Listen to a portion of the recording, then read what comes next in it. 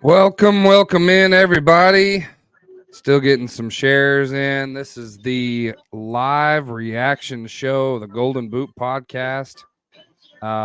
We've got Gamecast going on here. Looks like Washington just took the lead. We're about to start the second quarter, or I guess we are in the second quarter now. I'm about to pull the game up and start watching it. I had to restart my stream. But my name is George. This is Chris, aka Vandy Chris.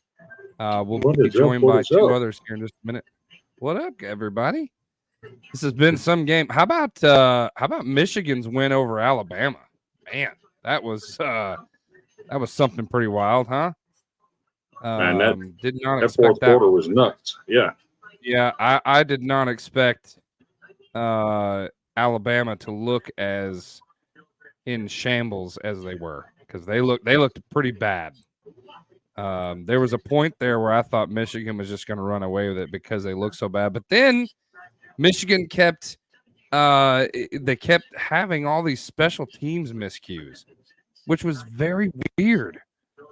But they survived, and so now we know who's going to be the one half of the national championship.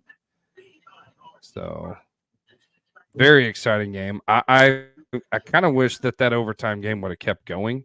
But hats off to Michigan. Although there's a lot of people that are not very happy and do not believe that Michigan deserved it just because of all the allegations and stuff like that. So I know I've been seeing it all over social media.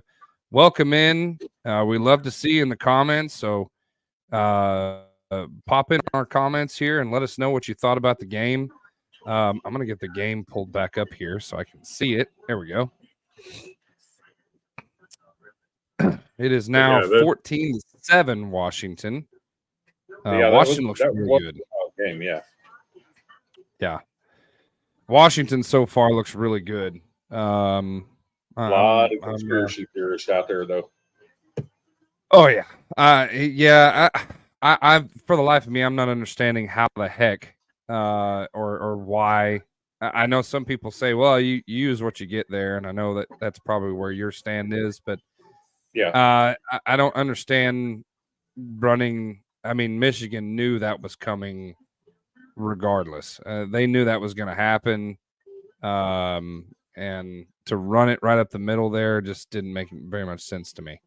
I think it was if you're going to run it to the outside, right? Do something, some kind of play action scramble, something. Just running other straight than up just the middle. Running it straight up the middle with your quarterback. That just anybody could have seen that with a mile coming. My take is you use what got you there, and that's Jalen Milroe on his legs. They know what's coming up the middle, so you have to run an RPO on the outside, right, and give him space to work. Yeah, absolutely. Because that was their whole game is Milroe in space is what got them there. Yep. And it was weird that that offensive coordinator, he did not. That game plan was just weird to me that they didn't use that. The whole first three quarters, I know it. Was like, I don't know. Yeah, I'm not sure what to even and go then off of there. In the fourth quarter, when you're up, all of a sudden a world-class sprinter. Yeah, it looks like he's learning how to walk again with two left feet. Oh yeah, that was weird. It's very strange indeed. So I'm waiting on the game to come back up. Yeah, if you're watching this tonight, I see we got 11 people watching us right now. Throw us some comments. Tell us what you think. We'd love to. Did you pick Alabama or Michigan? That's what we need to see in the comments. I want to see who picked which team. I know there was a lot of people that thought Alabama was just going to blow the doors off Michigan. I thought it would be close for the most part, but I thought Alabama would pull away late. And when they had the 2013 lead and they got the ball back, I'm thinking, okay, this is it. And nope. Yeah. They didn't. Do you want to, do you want to let everyone in College Football Dogs know that we're live? Yeah, I can do that. You would, kind sir. All right. Texas got that. the ball, screen pass up behind the line of scrimmage. That was an easy dump behind the line of scrimmage. Now, I will apologize. I'm probably going to be behind just because I do have a stream going. We will try to have a broadcast that's pretty square on. But that looked like a complete snuff out by Washington for sure. They knew that play was coming as soon as the ball was snapped.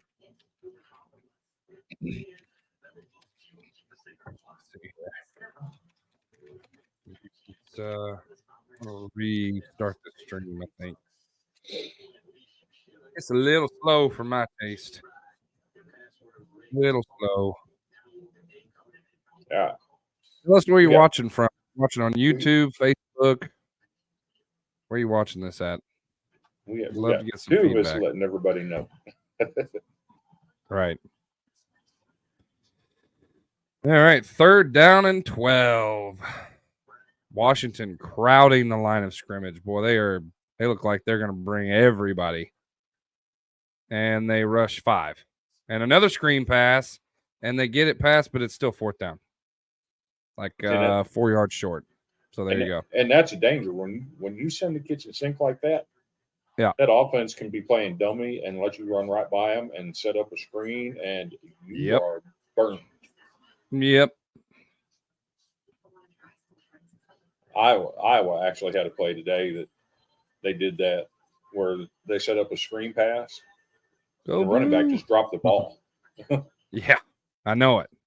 Hit him right in the hands and he just dropped it.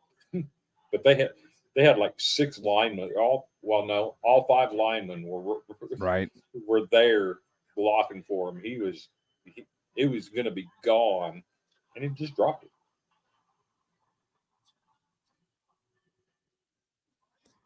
Okay, what's going on with this? Let me get this fixed out here. What do you got going on? This thing is bouncing all over the place on me here.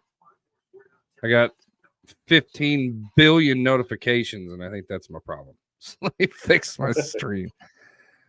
As soon as we went live, I had like 18 notifications all at the same time. Let us know where you're watching from. We can't beat both teams. Let's go. Yeah. Interesting stuff, man. Or is Congrats he saying, to your team. Is he saying they can beat both teams? He says we can't, but I think he can. I think he's saying we can. So I think it depends on the matchup, really. It depends on the matchup, I think, yeah. I believe if they get Washington, I believe Michigan's got to be the favorite there. With Blake Corum, I think he can run. I think he can make a lot of running room with that offensive line against Washington. But yeah. I'm not sure that they can against Texas. Right.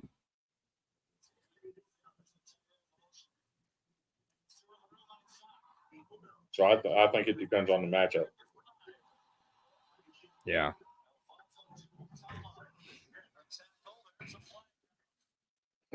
He said, "Too many drinks. We can." Okay, Mr. Mike. Right. Talking about too many drinks. Too many drinks. We just know you're drinking responsibly and not driving, correct, sir? Boy, Texas is really beating themselves right now. That was an illegal shift. That would have been a first down. Yeesh. Need to settle down. Right. Can't do that. 10:57 left in the second. Again, I'm probably behind, but that was a good pass over the middle. Close. It'll be down at the 1. Real close. Real close. 1st and goal, Texas. This is going to be one of them games that goes back and forth. I think so. It would not surprise me if this game wasn't back and forth action. There's Cody. What's up, dude? Not much. Touchdown, Texas. Yeah, well, thank you for that. Because well, I got the replay. I got the replay coming up. So Cody. I'm privy to some special information. Okay. I understand that you made some egg sandwiches. I did. Now I got to know: are they egg salad sandwiches or are they fried egg sandwiches? Yeah. Neither. Scrambled eggs on toast with mayonnaise. So that's called, that's called a poor man sandwich, and I'm in on that. I love those. I've eaten those as a kid. Those are great.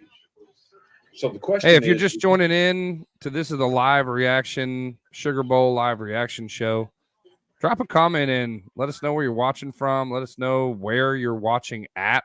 If it's through YouTube, Facebook, somewhere like that. Texas is tied at the ball game, 14-14.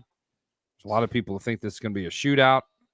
Washington has showed flashes of good defense, as well as Texas. But that muffed punt to give Texas the ball is what tied this one up. So So here's that was just a straight everybody line up on the line of scrimmage, give it to a big old massive boy playing in the fullback slot and touchdown.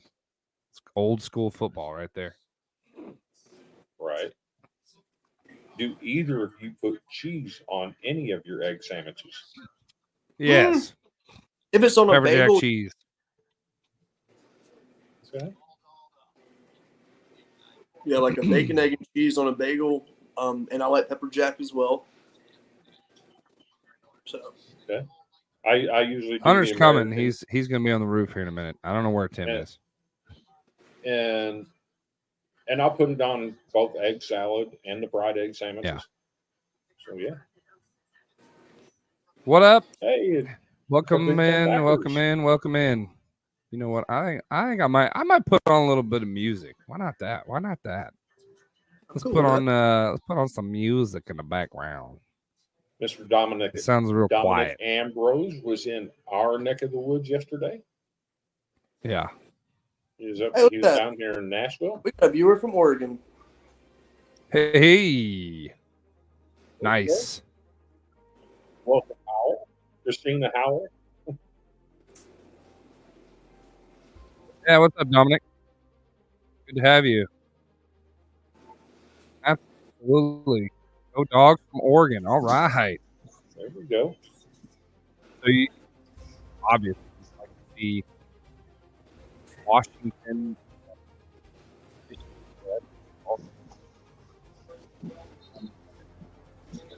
Oh, hey, hang on. I see it now. Let me get a. There you are. I can't see you. I got you. Yeah. You can't see anything yet. You're right. I'm fixing it right now. Fixing it right now. And should be on my there friend. Soon. Yeah, you're in. There you go. The one thing I forgot was due. I'm not on here. I don't see myself yet. There you are. You're right there. Boom. Ha. Magic. There we go. Magic. That doesn't look like the roof. No, I'm in my living room because I can just watch it here. It's just it's cold outside. So George, that was magic. Yeah. Just like that speed bump popped up in front of Jalen Milroe earlier tonight. Yeah. Yeah. You got to blame that on the center, though. That's good show, by the way. Watching the bar with people around me. All right. Thank you, Mike. So, no. So it was. I've never listen. The reason why Alabama lost the game is their offense coordinator. Oh God, that was terrible. That was their offense coordinator. I mean, and that's why you don't hire people from Notre Dame. I mean, that's why you don't do it. And like Brian Kelly needs to go. Brian Kelly needs to go. Oh yeah, you're never going to win a national title at LSU with Brian Kelly. Anybody that comes from Notre Dame football, you're never going to win anything. What catch? Cody, you're ahead of all of us. And there you go, huge catch there by good. Is that Rome Dunze? Yep, yes it is. What? So Cody's going to have. I'm about to see it on mine. I'm about to give my Cody's going to get the soonest because he's the closest. He's closest to New Orleans. Is that correct? Yeah. Yeah. So you're going to be. I should be. Well, I don't know why I'm seeing before all you guys. I'm in LA, but I bet you because their feed is probably coming out of LA. Yeah. Yeah. So. Woo! Yeah, that's a catch, I really boy. believe the winner of this game is going to be your national champion. I think so too. Boy. Yeah, oh my gosh! You ever seen him break the first down chain and have to call an official time? He just ran right by him. That was picture perfect throw, like in the basket. He could have made a 3-pointer with that throw. I mean, that was perfect. First down marker has a first down. Did they break? Oh, they broke it. Yeah. I've seen this happen a few times. Yes, it's pretty hilarious. They can't get the tip back on it. It's going to be first and 10 here. Yeah. 9:18 looks like left in the first half. Yeah, I'm a full 10 seconds behind you.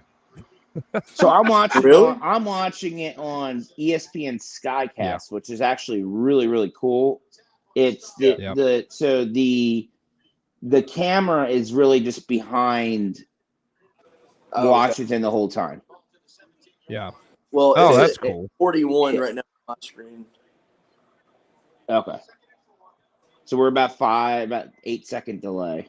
Yeah. But yeah, this Skycast is really cool because you can actually watch the play develop. Yeah, I used to watch it on Skycast all the time. I got to watch something different earlier tonight. I tuned into ESPN2 and the Pat McAfee broadcast of Alabama, Michigan. Oh, super! You want to see? Yeah, those are always good. Those guys are it. They don't care what they are. No, not at all. When the guy from Michigan ran into the Alabama punter, he said, "Yep, the refs don't give a shit about the punters." How about Washington's game plan of running the football? That's give it a few seconds. That's pretty surprising to me, but they are absolutely running the ball against Texas. Cody, did they go for it here? What do you think? Honestly, I would not. I would kick. They're going for it. They're going for it. What is it? Yes, Fourth and what? Yeah, they're going.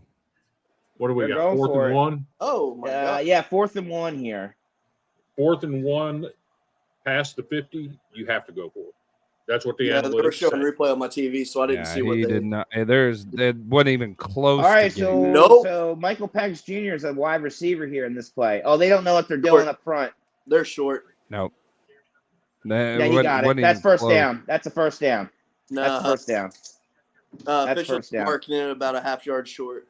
No, I want to tell you this. I'm watching over Skycam, and that's got to be a first down. I would definitely got to look at that again. Yeah, I think he got it. So I'm watching, guys. You understand? I'm watching on the Skycam, so it's above the ball. Uh-huh. I'm watching a replay right now, and they just showed a zoom in on it. Yeah, he's a clear half yard short. Let's see. Ooh, okay. So I see where there. So let's see. Well, let's see where they mark it and spot it here. Here's what I just don't understand. Why? And you guys, that is the biggest.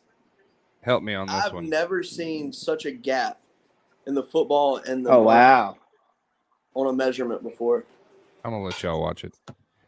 I just don't understand why do you line up in the shotgun on 4th and 1? I don't like. I hate the Wildcat play. It has been I'm all not a year Wildcat long. guy at all. Yeah, the Wildcat's terrible. All year long, people have done that. Well, look, we got our mascot here. Hey, look at Mr. CFP. He was mad. Yes, it's Gipper, and he was mad because we usually take him to the Rose Bowl. That's where he goes to shit, and unfortunately there was too many people down there for the puppy, so we didn't take him. My fans, they accept it. I hear him snorting and growling at you. Oh yeah. Well, when he gets a new toy, what we're gonna do is when you come out here, when we get you a new toy, when we give him a new toy, I'm gonna put him on your lap because when he gets a new toy, he pisses everywhere. He just pisses everywhere. He gets so excited, he just pisses everywhere. I believe that might be up Kenny's alley.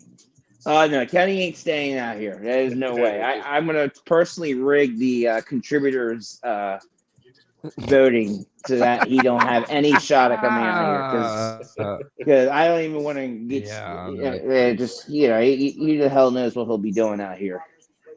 Oh man, he'll probably squat at the hotel, him and Tammy Sue. Mary and Joseph. He said one of the bets that he won tonight was a one-way ticket to Los Angeles.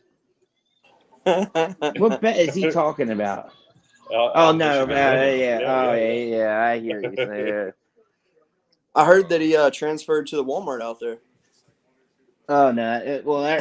They would trust me. He wouldn't last there. Like our Walmarts out where we are like super freaking classy. Like they're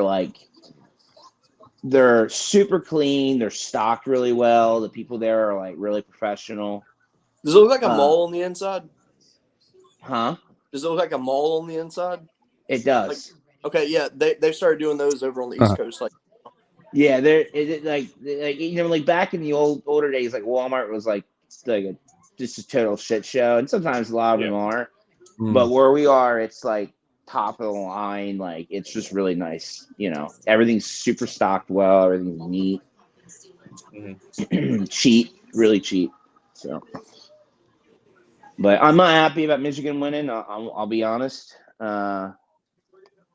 It's not either. I think Harbaugh. As I told you guys, I think Harbaugh's a piece of crap. But I am confident that they won't win the national championship. Just watching this game here, see the difference between I would say Texas is probably the best team to beat Michigan because they got that defense like Alabama. But what Alabama doesn't have that Texas has is they have a high-powered offense where they can move the ball down the field. You know what I mean? And they got a great offensive line. They got receivers that can block downfield. That can block downfield, yeah. So, like right there, look how Texas is able to move the ball. And by the way, if Texas wins the national championship, I will be thrilled for Steve Sarkisian. This is a guy that that got thrown out of USC, which I was not a fan of. Take me there, Hunter. Take me there. Yeah. I know where you're going. Nah. What's that? Oh yeah, Colin, laugh it up. Yeah, there's the beautiful radio faces. You are correct, sir. Yes. But he was utterly we go back to Steve Sarkisian. He was utterly just because of his alcoholism and everything. They shunned him from everything, and the only two people that took him in were Pete Carroll and Nick Saban. Were the two guys that his mentors, and he rebuilt. And look where he is now. I mean, Steve Sarkisian is, possibly going to win a national championship this year, which just tells you how good Saban is and the Pete Carroll guys are. Such a good comeback story. Yeah. Yes, he is. Yeah, my dad used to write. So when Sark was in rehab, my dad would actually write to him back and forth. And this is publicly known now, but my dad went to rehab 2 years ago. And Steve Sarkisian sent my dad a letter in return. So because I reached out to Kyle Flood, who's the offense coordinator at Texas, and we've known Kyle Flood for a very long time because he was at Delaware, and I reached out to him, and we got in touch with Sarkisian. But so I love Steve Sarkisian. This is he's a great coach, and Texas is good, man. And Colin does not agree. Yeah, Colin doesn't. Colin's a Michigan guy. I'm starting to realize that. He just likes Michigan, and he was an inside Notre Dame fan as well. So yes. And his brother's a big. Just say he's doing a good job this year, but he just does not like it. He does not like it. Well, how long? But here's my thing, Colin. He's only been a head football coach for 3 years? How can we even get an opinion on him as a head coach?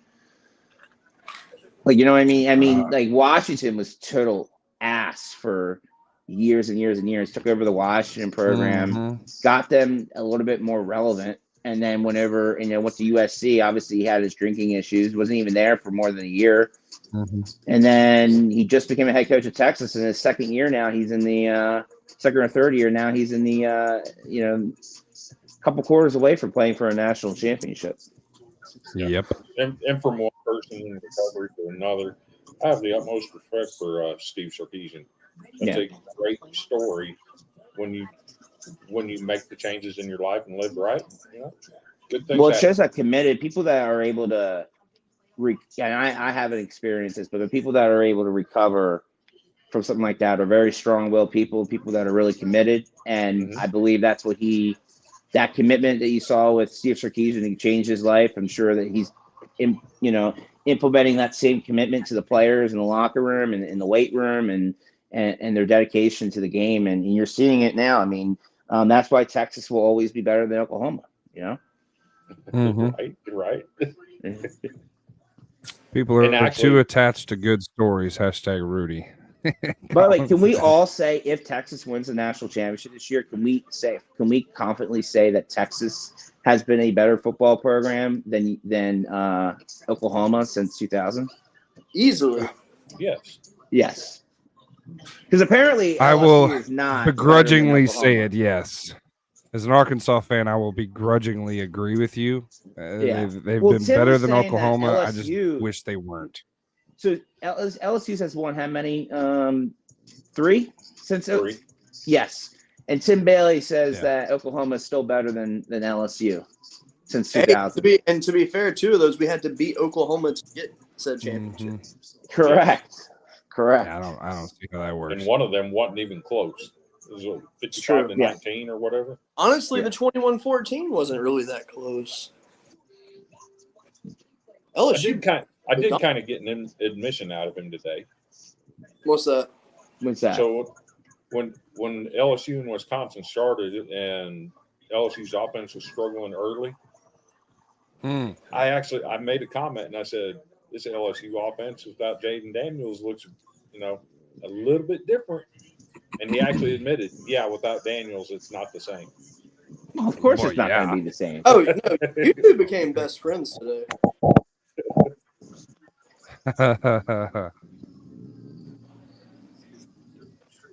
We've actually. So we got. What do y'all think of this game so far? It's living up to what it's expected. It just shows how good all these teams are today. What the hell was that? Yeah. Excuse me. I'm gonna refresh this. See if it'll update for us. That's another. They tried doing that play in the Michigan game today. Yeah. That was remember that play when McCarthy had caught it with one hand? That's same play. Yep. Yeah. Same play. Yep. I've never seen Michigan do so many flea flickers. And if they're starting doing those wild plays, that's because they can't move. They're not able to move the ball in the way they want to do it, and that's why they do those plays. Yep. Agreed. They took advantage of a weakness 2 or 3 times. I'm just surprised on how Washington's able to move the ball against this Texas defensive line. To be honest, me the too. running game here. That's what I'm saying. I don't know. Give credit to Washington's offensive line there, George, because I believe they won the Moorhead Award or whatever, the number 1 offensive line in the country. Yeah, they're a really good offensive line. Don't get me wrong. Yeah. I just Texas has one of the 98, top, right? Not the top defensive linemen and defensive lines in the entire NCAA. So we got another first. They're able to move the ball for sure.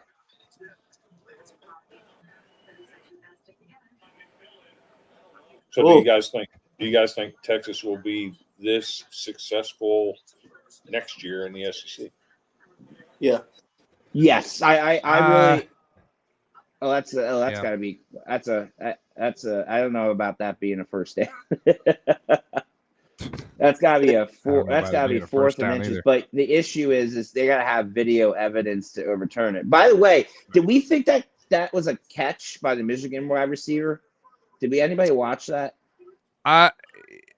It was so hard to tell. It was ruled incomplete, so they had to have indisputable evidence that was a catch. I don't see that on the. I watched it again.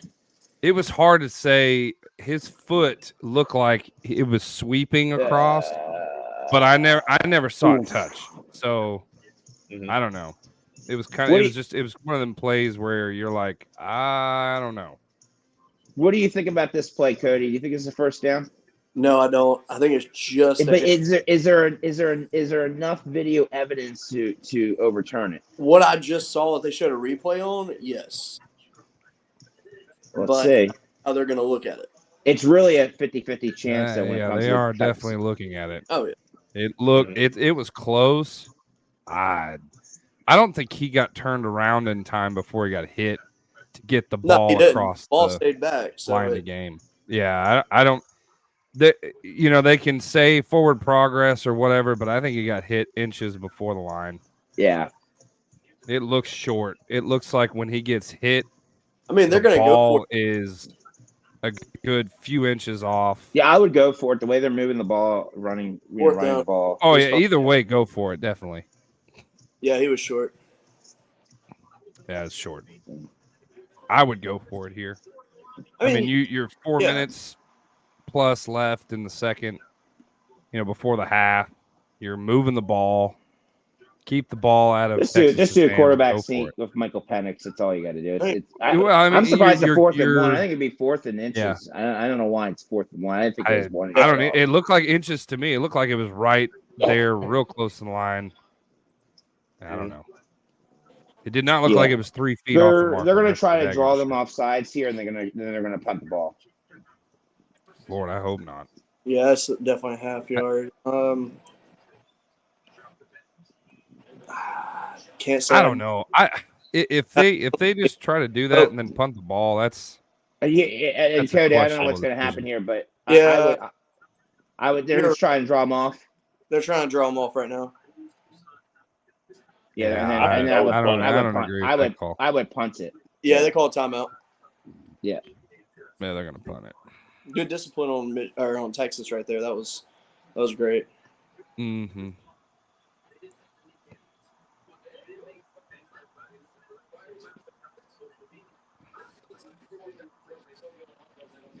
I mean, I understand why they're not going for it, but I really think they should have. Yeah, that's what I'm saying. I think they may. You don't know. They may. That's one of those. That's one of those. Reading the body language, though. Reading Michael Penix's body language, I think they're going for it. I don't know. For a minute, I thought we were going to have a they're going for Kadarius Toney moment where the guy was offsides. One of the wide receivers was offside. Yeah, I think so. Yeah, they're going for it. Huddle right now. Yeah. They wanted to see unless they try to get him off again and then call timeout. They can do that as well. If they use 2 times. I think they're going to go for it. Oh, here they go. Yeah, they're changing the package. Let's see. They wanted to see what defense Texas was going to line up with. They're going for it. Yeah, shotgun. Yeah. But see, again, I don't like this lining off the ball. And you know what I mean? And then he's going to get the first down. I don't either. There we go. I have never liked that.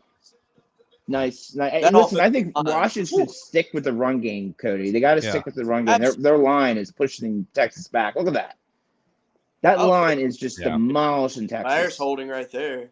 Yeah, Washington is absolutely dominating the line of scrimmage. Are they really not going to call that holding? No. I mean, Penix drops back. Penix is going to run here. He's going to throw it. He's got a first down. Wow. How did they not see that holding? Because this is now the 4th time that I've noticed holding that they're not calling it in this game. I mean, that was. I know. That was clear. All right. They're saying his feet were beyond the line of scrimmage when he threw it. Oh. Uh-oh. Yeah, I did. Oh, and now they're reviewing the play. Yeah, they're going to review the play. So, you know what's wild to me? You got a 14-14 game. Washington's got the ball. Mm-hmm. In the win percentage index, is favored towards Texas right now. I know it's because the original win percentage was favored toward Texas. So ESPN had Texas winning. I don't remember. I love. By the way, I love this. This whatever telecast I'm watching right now. There's no commercials, so you never have to watch any commercials. Nice. It's the camera is always on the field, the whole entire time. I would recommend when we do our play-by-play for the national championship that we have to do that. George have this on the telecast. That way, you guys don't have to watch the super commercials and you can see what's going on. Because I'm watching what Michael Penix talking to DeBoer right now on the field, and see what they're talking about. You can read their body languages. There we go. Yeah, it's gonna be a flag. It should be. No, first down. Really? Yeah. Because it looks Ooh. Wow. Wow. That's okay. I don't understand that at all. Well, the thing is though, if he crosses that black line, he can't throw the ball. Yeah, but I think the rule is the whole body has to cross the line. Oh, he was maybe 3 or 4 yards in front of the black line. That's at least 7/8 of the guy's body. I mean, if we're playing fractions, he's at least 80% of his body is over that line. Here's that pistol. I don't know. Pistol. I mean, they still gave it first down. So I don't know. That's single back. Okay, there we go. Nice fake. There we go. That's that's a USC play right there. It's a Lincoln Riley play. It's not a matter of where the ball is. Sarkisian is losing his mind. Yeah, see, I don't see any of that because I'm on my camera's on the back end. Yeah. Right. Yeah. Interesting. Wow. So this is 2nd and 5. That might be a controversial play right there. Especially if they can cash it in. I hate this shit where the referees come in and they stop. Yeah. I don't like all that. The substitution rule. I don't like that whole substitution rule thing. I don't like it at all. Well, they do it. The reason they have implemented that is so the game clock should stop though when they do that. That's not Yes. Why I agree with that. Yeah. The game clock should be paused if they're pausing play. I 100% agree with that. I don't understand why they're not. I agree with that. It should not be. I don't like that. The offense's fault. Yeah. That the stupid defense can't get the players on quick enough, and the referee has to sit there and hold the ball, and 15 seconds run off the clock. That's not fair. That part has to change. I agree with that. Right. Yeah. So we have reached I guess we're at the 2-minute warning. Well, I mean, there is no 2-minute warning, but y'all know what I mean. We're close to the 2-minute mark. To the half. We can talk about. I think they actually do a 2-minute. They stop it at 2 minutes and take a commercial break, don't they? No. I mean, they might. I guess. NFL. That's NFL. They don't do that. They do that in the NFL. Right now, I'm looking at complete green grass. And the referee. Nice. You have a nice view of the stadium. What kind of green grass is it? Is it something just happened? I don't know. Well, the issue is the camera. I don't know what happened on that play, but the camera is just looking at the grass, and the play just happened. So it looks because the real camera is showing Vince Young on the sideline. No. It was a completed pass to number 37, the tight end for Washington. I don't know if the camera can move past the 40. Maybe that's all right. Yeah, so I can't see. So Cody, you're going to take over on what the hell is going on here. So what down is that 1st and 10 on what, the 28? What a throwing like pitch. An incomplete pass. So what I'm actually watching the crowd now and I'm reading their reactions. Nice. Because I guess the sky camera does not that's really good. It doesn't move towards past the 40. I don't know. I mean, Washington had a wide open touchdown right there. Yeah, they did. Yeah, I was. They brought it up. Washington needs to score. Whoa! Here. Touchdown, Washington! What a catch. Wow! There we go. The Huskies. I would, although I would love Washington to win because then we could really just say that Oklahoma stinks. You know what I mean? Oh yeah, absolutely. JQ, how freaking time, my friend? What's up, man? Hope you had a good holiday. I know I've been absent. I've been busy. I believe JQ watching Kenny sit back and eat burritos and play on his cell phone for an entire half. Might have put JQ to sleep. Yeah, for real. Excuse me, Walmart's calling the freezers down. See, now I will say this. I like Jaden Daniels, but I still believe that Michael Penix Jr. Holy cow. has a great argument of saying that he was completely screwed over the Heisman. He does. I mean, he put up good numbers.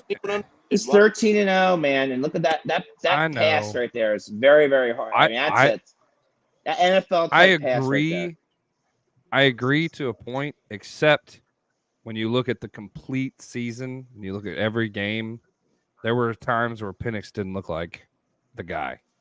Yeah, so I think that's kind of where it was. By the end of the day, that throw right there. 13-0. That was an NFL. That was an NFL quarterback throw right there. That was great. Correct. Yeah. And that was lucky he caught that ball.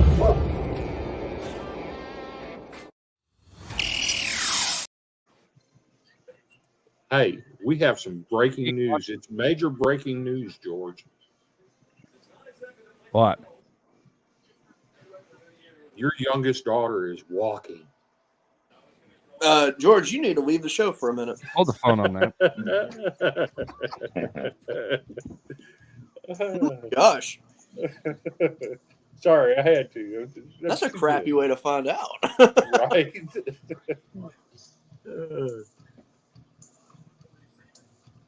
But that's what we do here. We have fun.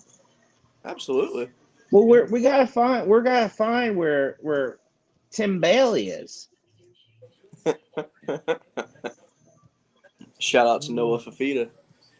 Oh yeah. Tim Bailey's at home saying, "I think Oklahoma should be in this dang rematch in Texas.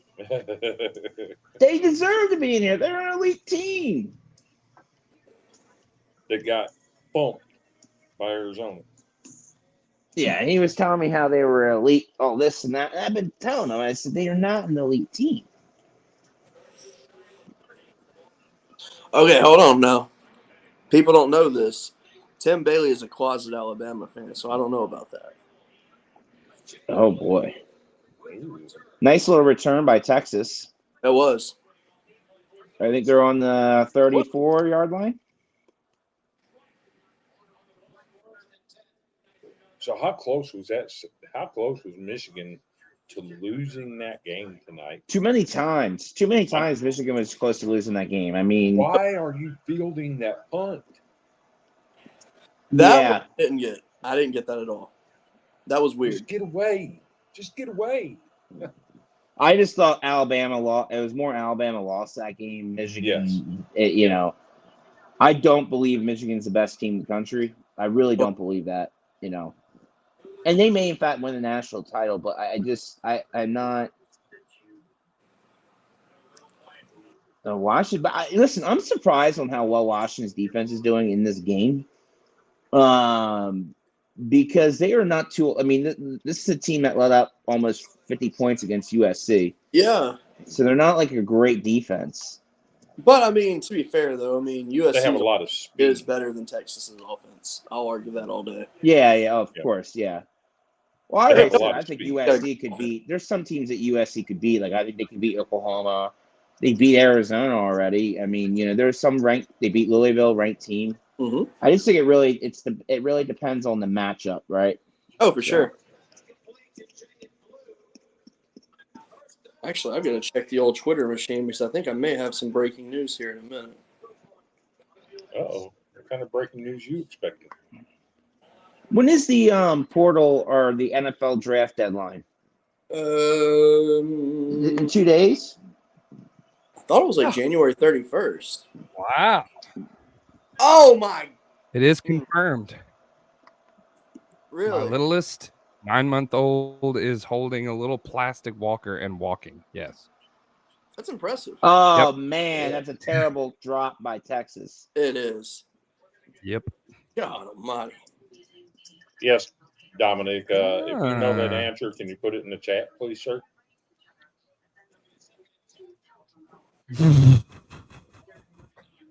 That might be one of the worst drops I've ever seen. That was wow. You are a 5-star, I think it is a 5-star receiver for Texas, and you draw and literally are running back, whoever this guy is. Blue. Oh, nice spin. I don't even know who that is. Man, it was a nice spin move by one of those defensive linemen. It was just too late. Got the ball out.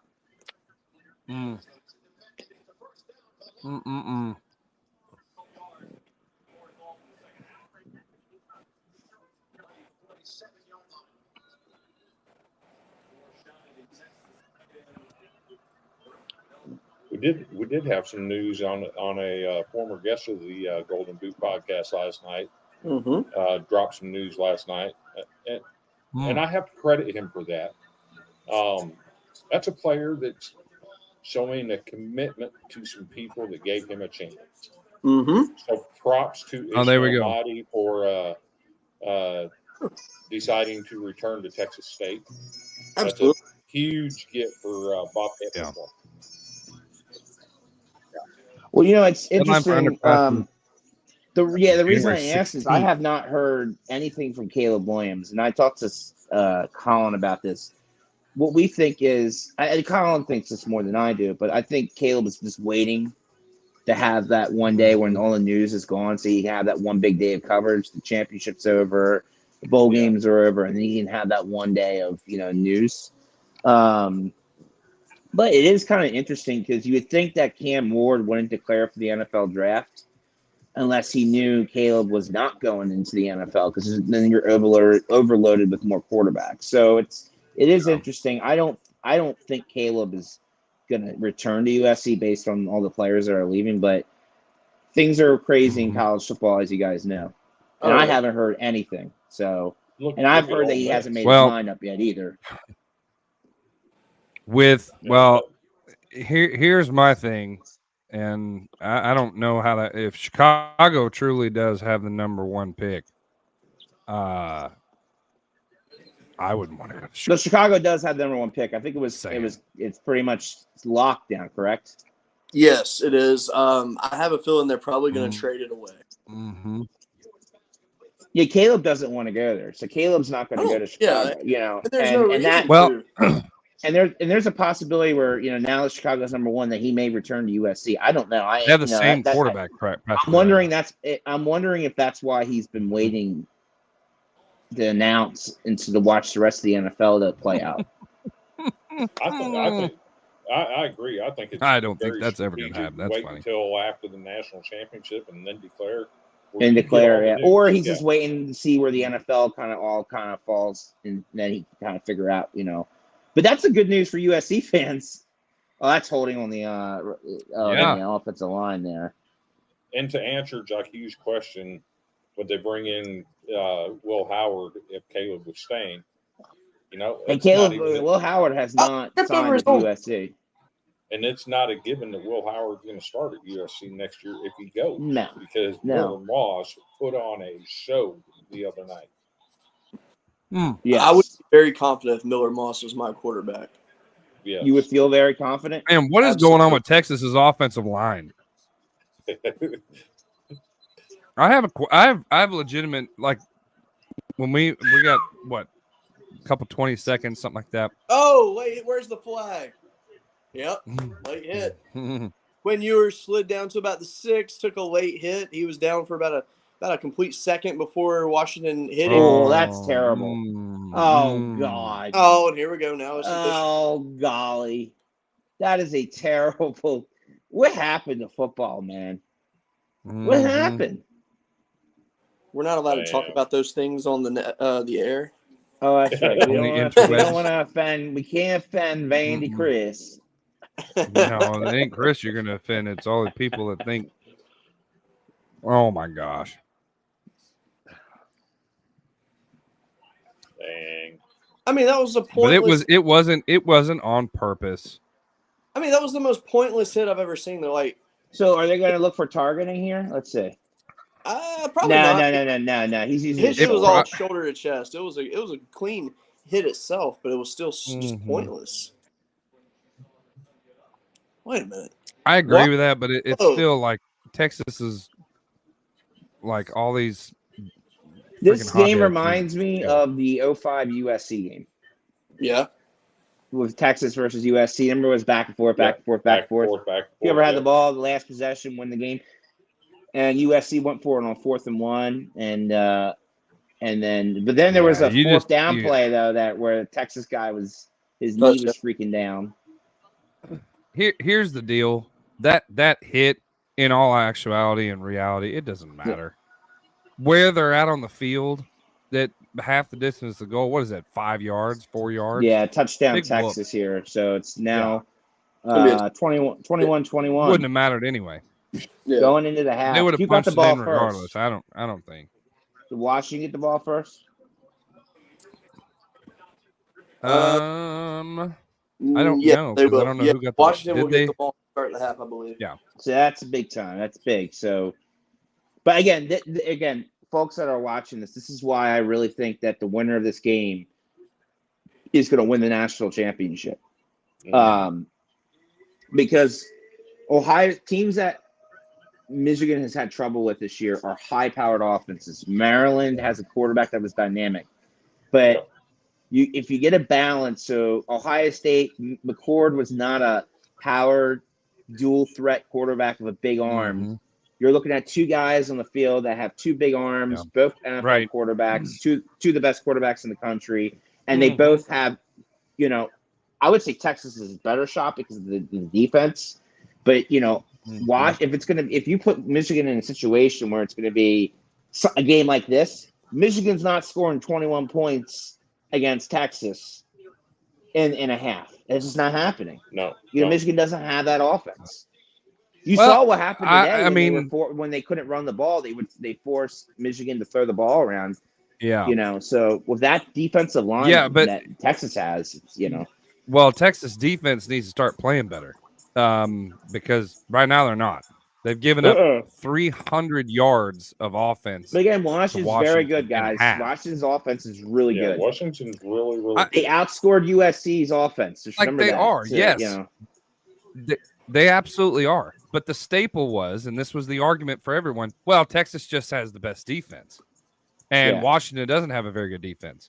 Well, I mean, yes, it's a shootout, but there has been some plays on both sides of the ball. But really, honestly, truly, I got to give Washington credit for their defense in this one. It's something to consider, George, is Texas has not faced an offensive line as good as Washington's all year. No. No, they played who? So they played Oklahoma. I mean, oh, come on now. That game is a bunch of horse crap because that's a rivalry game. It's it's like the Auburn. Do you really? Let me ask you folks a question. Do you really think Auburn would go toe to toe with Michigan today? These are rivalry games. They're just not. They're not great games to compare on how great team is. And Tim, uses that to compare how great Oklahoma is, and I disagree with it. That's right. Let me tell you, if Texas, if Oklahoma, doesn't have that win against Texas, there would be a question on how successful is Oklahoma with Brent Venables would be the question. Right. Well, gentlemen, we've reached halftime of this one. Texas and Washington are tied 21 all half. Go ahead, Chris. So now that we're at halftime, does anybody think that the committee got it wrong? No. I think this is the one time where I agree with it. I absolutely not. I think the committee absolutely got it right, and I think I know the argument is, well, Florida State wouldn't have had 50-something opt-outs if they were in the playoff. So what? Georgia had a bunch of opt-outs too. Georgia had a bunch of players out as well, and you still got whacked 63-3 or 63 to whatever it was. I do say if there was another team that could have gotten in the top four, it would have been Georgia, but Alabama took care of that. They earned that spot. Yeah. Alabama earned it. I like that. I like the word earned rather than deserve. Yeah, I do like the word. I like that word better. Like the question is, did Florida State earn a chance to go in that? No, I don't think they earned. I don't think based on their schedule and everything. Nope. I think Alabama earned its way into the opportunity. Yeah. Deserving is not how. I think earn is the word that we need to start using. Yeah. Did they earn the opportunity to go to the playoff? Let's look at their schedule and everything. Yeah. And that's what Alabama did. They earned it by beating Georgia. Yeah, let's talk about the Rose Bowl while we're at half here. Yeah, of course. I know, Hunter, you were at the stadium. You were doing a set up outside of the stadium there. What did you see? Was the crowd good anticipation? Did you think there was a good crowd? Listen, every year at the Rose Bowl, it's always sold out. There's never a Rose Bowl where it's not. Matter of fact, there were people that, there was just as many people in the stadium, and there was just as many people that didn't have tickets that were outside the stadium there. I was really surprised on the amount of Michigan fans that were in Pasadena, and it wasn't just like old timer Michigan fans. It was all college kids. Like these are kids that traveled to Ann Arbor, or from Ann Arbor. So that was really surprising. It was really cool. We got to set up next to Josh Pate's production set. We set up right next to him, and we were also right next to the Alabama equipment truck. So we were watching them carrying some of Alabama's equipment. But it was a really cool atmosphere. I mean, I definitely if you guys are college football fans and you love college football, I'd rather spend the money to go see the Rose Bowl game than go to see a Notre Dame game or an Alabama game. Yeah. I just think the Rose Bowl is just an incredible place to watch a game. But it's just so beautiful. I mean, I think you saw that with ESPN. They did a really good job talking about how the mountains change colors, and it's beautiful. It really is a beautiful scene. And when we were driving home, I said to Steven that I think we would love to live there one day for sure. Oh, yeah. It's very expensive. Well, but that game was interesting, and one place you don't want to park is at the Rose Bowl because it was $300 for parking. Yeah, and I think you had to walk 5 miles with camera equipment. So usually when for a UCLA game or if there's a concert, we went to a Coldplay concert a couple months back. Mm-hmm. Last year we went to see UCLA and USC play. Parking is about $50, and that was like that for the Coldplay concert. So, when I was making my decision and picking out the location stuff, we were assuming it was going to be $50. And then when we got there, we were in line to get into the parking. And remember, we got there about 3.5 hours before the show started. Yeah. And they were saying that, the ticket, it's limited parking, so it's $300 per spot. So, and again, let you folks know, like $300 is outrageous. So, no one's going to pay $300 for parking. So we went and parked inside Old Pasadena, $15 parking, and then we walked 5 miles with our camera equipment. I had my cameraman with me, and we set up, and I even got a kiss from a girl, first time in a long time. So. Stephen's gonna get mad at you if you keep bringing that up. While she was kissing me on the cheek, by the way, she's been doing the lips. I don't want to get an STD. But she was kissing me on the cheeks. He he was dying. We also got a visit from, and I'll have to pull it up and I'll have to give it to you guys. You could play it on your Monday show. There was Georgia fans there, and I was in the middle of talking, and they came up and started barking at me. That was funny. I started laughing at that. I will say it's the first time I've ever experienced SEC country. And they are really. I mean, you definitely can see the SEC is much more. They're much more enthusiastic because, like, the Michigan fans will go Blue, and then you'll get these drunk Alabama fans going, "Roll Tide, roll!" Yeah, boy, they all were drunk too. They were very drunk, but there was a lot of USC fans there as well that said "Fight on," and because Steven had a USC stuff on, and I had a USC sweats on as well. Right. So, it was a really cool environment. It's next year. I can't wait to be. We're gonna be here next year for the Rose Bowl. Congratulations to Coach Harbaugh and Michigan. Here's what I'll say: they earned a right. They earned their right for the national championship. Whether they did it legitimately and did the scouting help, Michigan get to where they are today? That's a question that will be answered in the next 90 days. So, we'll see what happens. So, while we're on the topic of being at the let's talk about that game and recap it for a minute. So, do what, Chris? I was going to say, while we're on the topic of being at the Rose Bowl today, I just want to say congratulations to Hunter and Steven and the College Football Dogs Network for working in 8 months from a startup to being at the Rose Bowl. We actually had people at the Music City Bowl as well, and a couple of other games. That Peach Bowl as well. Yeah. And I want to say thank you as part of this team for giving us a platform to do what we do. Of course. It is amazing. And, we started this 8 months ago, just became 8 months old. It was started out as it was an idea on a pizza box.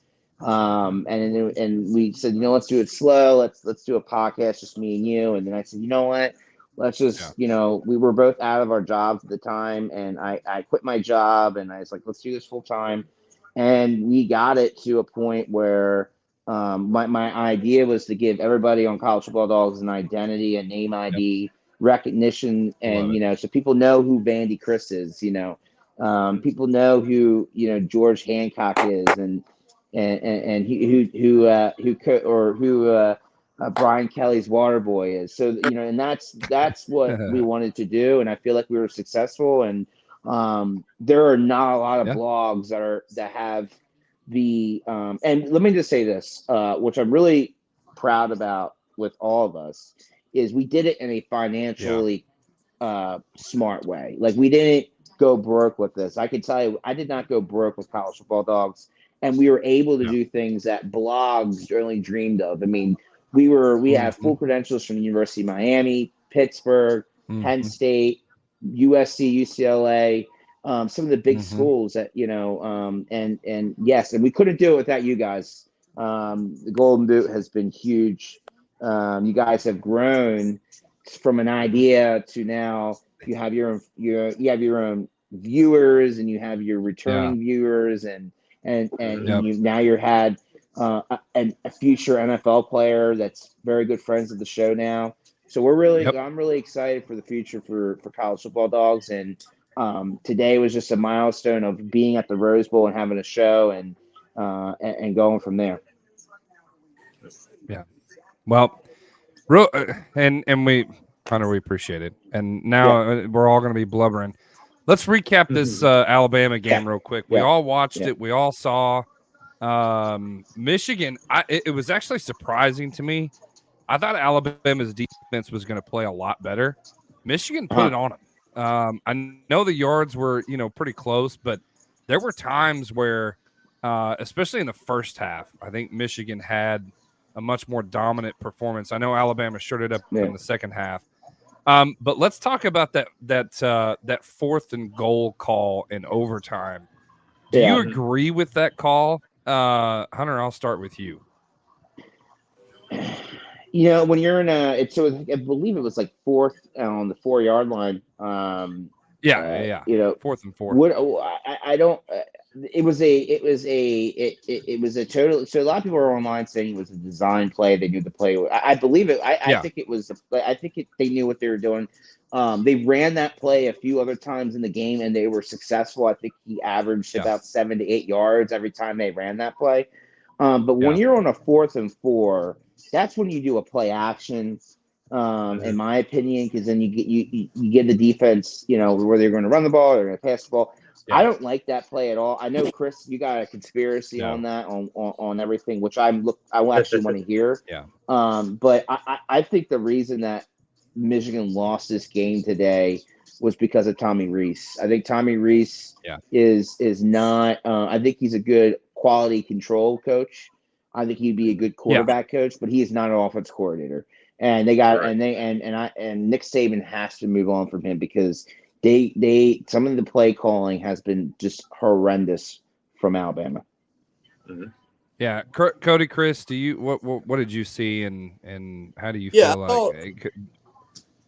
So I thought it was actually an option play. I think that I don't think that was his initial plan, but when you get a terrible snap like that, you have no choice. Just think on the fly. And I mean, he's like, hey, and that makes that makes 3 terrible snaps in this game in crucial times.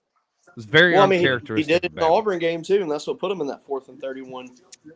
So you're right. You're 100% right there. Chris, what did you see? So I actually think Alabama lost this game when they had the ball and they were up 20-13. Yep. And Jalen Milroe suddenly forgot how to be a world-class sprinter and looked like he was learning how to walk. Mm-hmm. And he gives Michigan the ball back. That's where the game was lost. On that 4th down play in overtime, I like the idea. Yeah. Well, I actually said it in one of our chats. If anybody other than Jalen Milroe touched that ball on that play, everybody needed to be fired. Because he didn't even gain any yards, by the way. Right. He didn't even gain a yard. He got stuffed. Yeah. And he ran up the middle. I don't know. Yeah. I think I would have called, move the pocket, roll him out, do an RPO, and see what happens. Mm-hmm. You just can't run it straight up the middle like that. Yeah. Yeah, I think it was a bad play. Because that Michigan absolutely was expecting that. No question. No question. It was way too obvious. Big Ten backers say. I don't know. There were some crucial moments in this. Michigan had a lot of miscues on special teams that ended up not costing them. But Jalen Milroe fumbling it because, he forgot how to put 2 hands on the ball. Just a very sloppy game by both teams. Yes. And TJ says Milroe was tripped up by his own lineman when the Michigan Edge bull. Yeah, but here's my thing: it shouldn't even be in that position. Like it was just a bad play. I don't. Again, this goes back to the play calling was absolutely horrendous. Their offensive line played like shit. And I really don't. I don't like any of the play calling was so amateur. And so just not executed correctly. It was like a lot of it was very vanilla passing. Yeah, very vanilla. The screen passing was just little tiny drop. Like they never went down. They never really went vertical down the field. Nope. Which he's really good at. Yep. Like that's where Jalen Milroe is good. And I felt that again. I think it really falls on Tommy Rees. And I'm not saying because he's a Notre Dame guy, but I was very surprised that Nick Saban went after Tommy Rees for a hire. For a guy that had only been an offense coordinator for a year or two. And I think it's because he was the only guy available on the market, to be honest with you. Yeah. I don't think Tommy Rees is going to be back next year after that game. I don't think Alabama fans will allow it. Right. Well, I know people put Alabama, go ahead, and Chris. I have heard the same thing about Tommy Rees, and this was a month and a half ago that he is not expected back. And I mean, obviously, unless they were able to put together some ridiculous offensive execution, but it didn't happen. Also, I am being told by some friends of mine in Louisiana that LSU will be parting ways with multiple staff members within the coming days. Yeah, that's expected as well. Yeah. I'm sure that a lot of them are going back to Notre Dame. That's expected, yeah. Mm-hmm. Right. A lot of them are probably going back to Notre Dame. If y'all don't fire your defensive coordinator, I mean, these. So Matt House is obviously the top name on the list, and I don't know where he would go from. I think he'd probably go back to the NFL. Yeah. But I'm trying to find out who the targets are because I would think Zach Arnett would have to be one of the targets. But here's my question, Cody. So we all know Harbaugh is out. Yep. So because we here at College Football Dogs, we've already confirmed that that Jim Harbaugh has already met with the Chargers this week. That he may have even been looking at houses this week, even in LA. So like that's done. So the question is does Sherrod Moore become the head coach of Michigan, or do they go after Brian Kelly? And I wouldn't blame him after him, to be honest. I think it'd be a smart. I don't know. target. Well, Brian's from that region, correct? He's up in the north. Yeah, and then he doesn't have to do the fake Louisiana accent anymore, right? And he started out as coaching. No. Here's my prediction. So the coach if Brian Kelly leaves and goes to Michigan, the coach's name that you're going to hear, you guys are going to laugh, but I think it's going to be Lincoln Riley. You're going to hear Lincoln Riley's name come up for the LSU job. Lincoln Riley. Yeah. I really believe that. Yeah. I would hate it. I would hate it so much. You told me a name last night, Hunter. Who was that? Jedd Fisch. I would hate it. Jedd Fisch is a possibility. Yeah, Jedd Fisch is a possibility for sure. Yeah. Dylan DeVore being a And that's a great hire as well. And then there's other guys that you could definitely go after. I think that's Phil Longo. He's the offense coordinator up at Kyle Flood, offense coordinator at Texas right now. Done a tremendous job with the offensive line and offensively at Texas. Obviously some of these guys that are on Texas and Washington, they're going to be leaving for head coaching jobs. Sherrod Moore is not going to be at Michigan next year unless he's going to be the head coach. Honestly, there's one coach out there, though, that fits the image of what they want at LSU, and that's G.J. Kinney. Who? Yeah. G.J. Kinney from Texas State. Kinney. Oh, okay, yeah. But he's not going anywhere. It's just you got to get a guy. They're going to want a guy. You're in the days now where it's got to be a big name, and because if it's not a big name, the fans just turn on it unless you win right away. Yeah. See, it's a huge name out there. I think there's a name out there that LSU doesn't go after now because I don't think he would leave his current job, and that's Lane Kiffin. Yeah, we saw today that Jackson Dart has announced he's coming back next year. Yeah, I don't. And they're all in to win a national title next year at Ole Miss. Well, I'll tell you from the only way. So Kiffin's going to always stay at Ole Miss until the Alabama job opens up. That's how it's going to be. He's not going anywhere until he is the next guy at Alabama. That's why every time he's interviewed, you always hear him say "Roll Tide," and when he talks about it, I really believe there's this verbal contract with Alabama that it's already done. Like he will be the next head coach of Alabama. See, I really believe like the name. I like the name Kyle DeVore to Alabama. Yeah. To address this comment, honestly, I want to say Texas is the better matchup just because the way that Texas, their defense matches up with Michigan, I think it's a good back and forth match. But honestly, the way Washington's played tonight, if they can take what they're doing tonight and keep it going, there's no wrong answer to this one. And your answer just basically said what we were all talking about in the beginning is whoever wins this game, I really think is going to win the national championship. Mm-hmm. Especially if it's a Texas switching gears in Houston. Yeah. Be a home game. Switching gears here because the game is going to come back on here just shortly. Yeah. What have you seen so far from both teams? I mean, I feel like both teams have played really well, but if you were to look at one side or the other, who has played a little bit better? It's an even game. Hey, actually, yeah. What's the team stats? Okay, so total yards right there. You got 305 to 213, which expected. First downs both have 11. One turnover by Washington. I mean, realistically, I really like what I've seen from Washington's offensive line so far.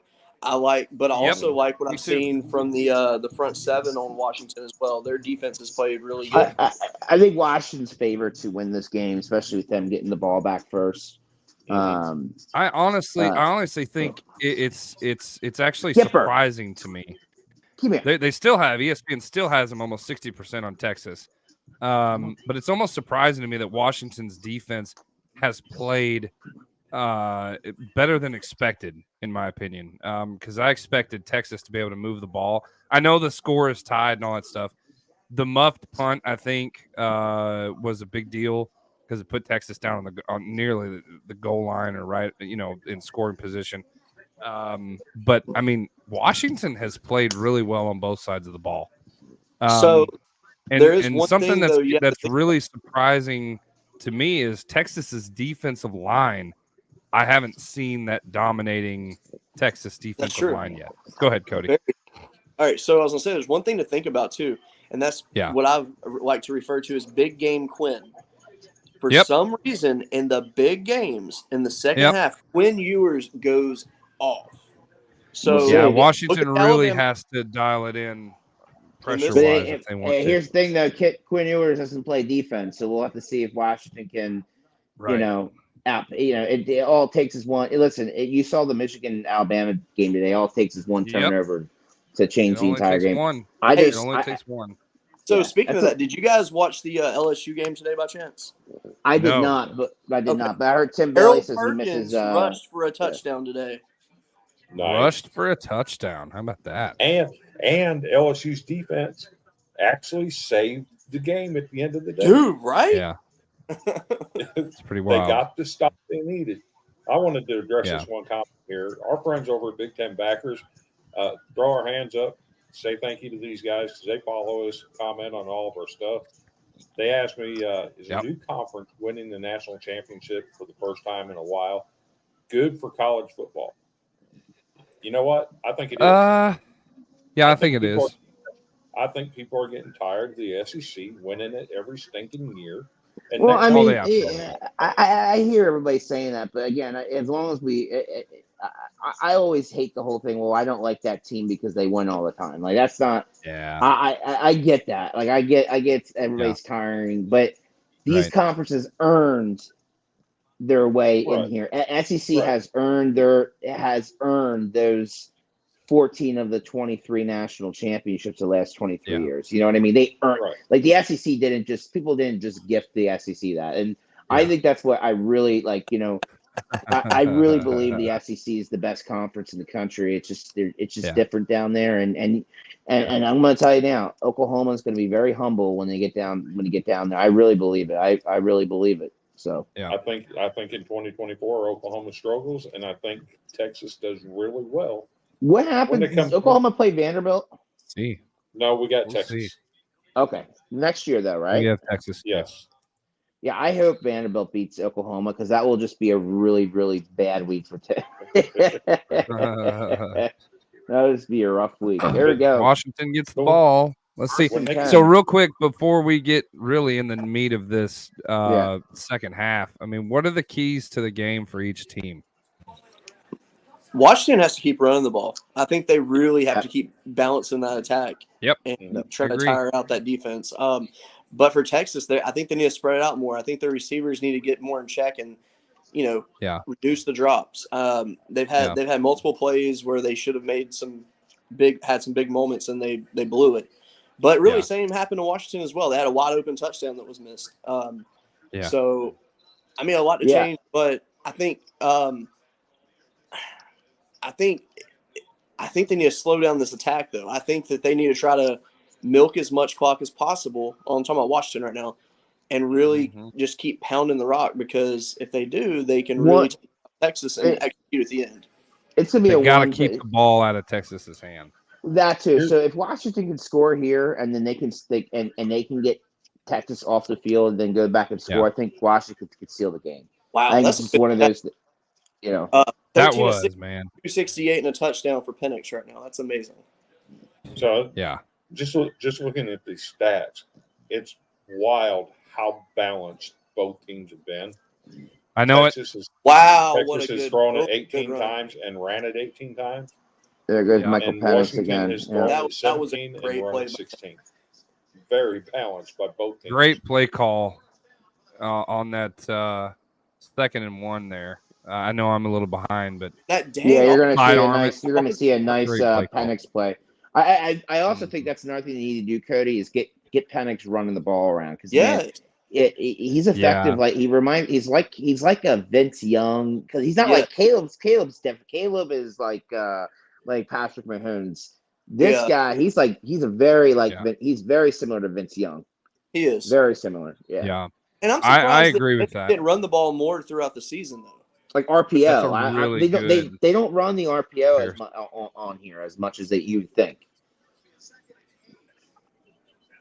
It's amazing. It was a really good decision. I know. It is a really good decision for Penix to run it right there too. And that's what goes back to this whole thing. Like, you know, I don't like bringing up the Eagle, Kenny the Eagle, but like all the fourth. Oh, well, he's a 5-star. He's a 4-star. That's all bullshit. Like I know there are some really good guys that have been 5 stars, and we can go back in history and look. But like Michael Penix, Michael Penix was not a 5-star athlete in high school. You know what I mean? I'm not that I remember. So, you know, and this is a guy that played football for Miami. For Indiana. And look at he's, you know, finishes second in the Heisman Trophy. So, you know, I don't like when we all shit on programs that don't get all the 5-star athletes. I mean, Justin Jefferson was a 2-star wide receiver out of high school. Yeah. I mean, look at him now. And don't get me wrong, there are great, like Reggie Bush, a 5-star athlete. You know, there are some really good 5-star athletes. But here's a 5-star athlete that didn't do any well. Max Brown. He was at USC. Right. Didn't do anything at USC. So there's our first down right there for, I believe, is that Rome Dunzo again or no? Man, what a that's right there. So talking about 5 stars and 3 stars and all that. The second leading receiver all time in the SEC was a 2-star that had 1 D1 offer. Yeah. It's crazy. So you just never know. You never know. And you think of all the great wide receivers that came out of the SEC, and the second best all time is a 2-star. Yeah, you know, I know we know college. We know I know someone that's in college. And there are and this is actually true. There we go. There's another first down for Washington. Washington's back down. We're going to go here and score here. But here's what I'll tell you. This is actually true. So I talked to a college coach, and he was telling me that some of the head coaches at different universities will pay people at some of these big recruiting sites to try to, if they commit, to try to bump up their stars. They absolutely do it. Yeah. So, and to make the school look better, and then try to attract more people to come to the school. So they do that. Colorado just got a player that signed on National Signing Day, Gerald Sensabaugh, whose father and uncle both played in the NFL. Touchdown, Washington. As a recruit, he originally verbally committed to Vanderbilt, and they had him listed as a 3-star. The day that he decommitted from Vanderbilt, they bumped him up to a 4. Bumped him up, yeah. By the way, this pass right here, watching the Michigan game, we watched the Michigan game for a little bit today, and we saw that the offensive line couldn't hold Michigan. Then again, I would say that this defensive line is better than Michigan. Look how fast Penix gets the ball out all these plays. He gets it out fast. Yeah. That was the thing that Jalen Milroe could not do in the game today. No, it was being able to get the ball out fast. These wide receivers are able to get out on a really good Texas defense. I'm telling you guys, I really hope Washington wins this game. I'm a USC fan by heart, but it's been a while since the Pac-12 team won the national championship. And these guys, it would not surprise me. Yeah, I see these guys play this year, and I'm going to tell you right now, I really believe they're going to win the national championship. They can pull this win out here. I think so too. I think here's the thing that I'm looking at here.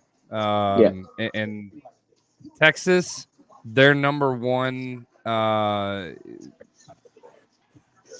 weakness, in my opinion, is their secondary, and I think Michigan is the same way. Yes, yeah. So I think both of these teams, because Washington is attacking that secondary. They're able to run the ball well because of their offensive line, but Penix, whatever you want to say, Penix, I don't care. Spinting back, he said, I don't like how you guys pronounce the name. But I honestly think that Washington holds the advantage on both of these teams, on Michigan and Texas, because their secondary is their weakness. Chris is admiring the dog right now. Blatantly obvious on that drive. So, if I had a dog, it would be something like Gipper. I don't want you like the Boston Terriers. The Boston Terriers are really cool dogs. Like they're really cool dogs. They're really, really smart. I have two. They've got really bad anxiety though. Mm-hmm. Yeah. Really bad anxiety. So he's still a puppy, right? and we put him in a crate. He's created with our other dog. We have a pug. Both my dogs are named after U.S. presidents. So his Gipper, obviously after Reagan, and then we have Theodore for Theodore Roosevelt. And but the issue is these dogs are when we leave, the separation anxiety is really bad. He actually chewed his way out of a metal crate and cut all his skin on his face because he was that anxious and upset. Yeah, and he's done it over and over again. So we had to get a new crate and everything. So he has some separation anxiety from Daddy, but he's a great dog, man. Really loyal, and they love to dive underneath the covers. I want to address a comment that I saw earlier during the commercial break here. What about the head ref in Michigan game being a lifelong Michigan fan from Michigan? Again, I think that's conspiracy stuff. I think it's conspiracy, and I jokingly said it in a group chat. Again, the guy from college Blue Bloods keeps putting out this stuff, and a lot of it's just not true. So I don't know where he got that, but can we all be honest? I think all referees were a fan at some point in their life. If they're if they're actually refereeing the game, you obviously love football, so you're going to be a fan. And Michigan is a blue blood program that that's why I was jokingly, I talked to Tim Bailey about Oklahoma, all the Oklahoma fans leaving bad reviews. You guys heard that story. And he's like, all the IP addresses were all from all over the country. I said, Tim, that doesn't mean anything. Oklahoma's a huge fan base. It doesn't mean anything. Yeah. I'm a USC fan my whole life. I was from Delaware. So, right. I have to say something to everybody watching right now. If you're on Twitter, please unfollow the Blue Blood Bias page. It is the absolute trash of Twitter, and it's pointless. It's the worst garbage you'll ever see, and just unfollow them. They're terrible.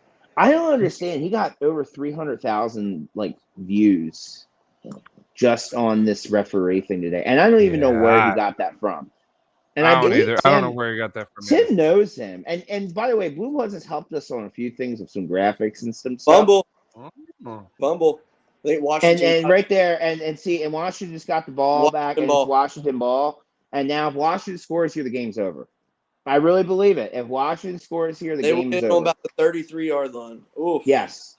That's what changes the game. Yeah, that's a big deal. Going up 2 touchdowns is going to be a very hard thing to do to come back. Fumble.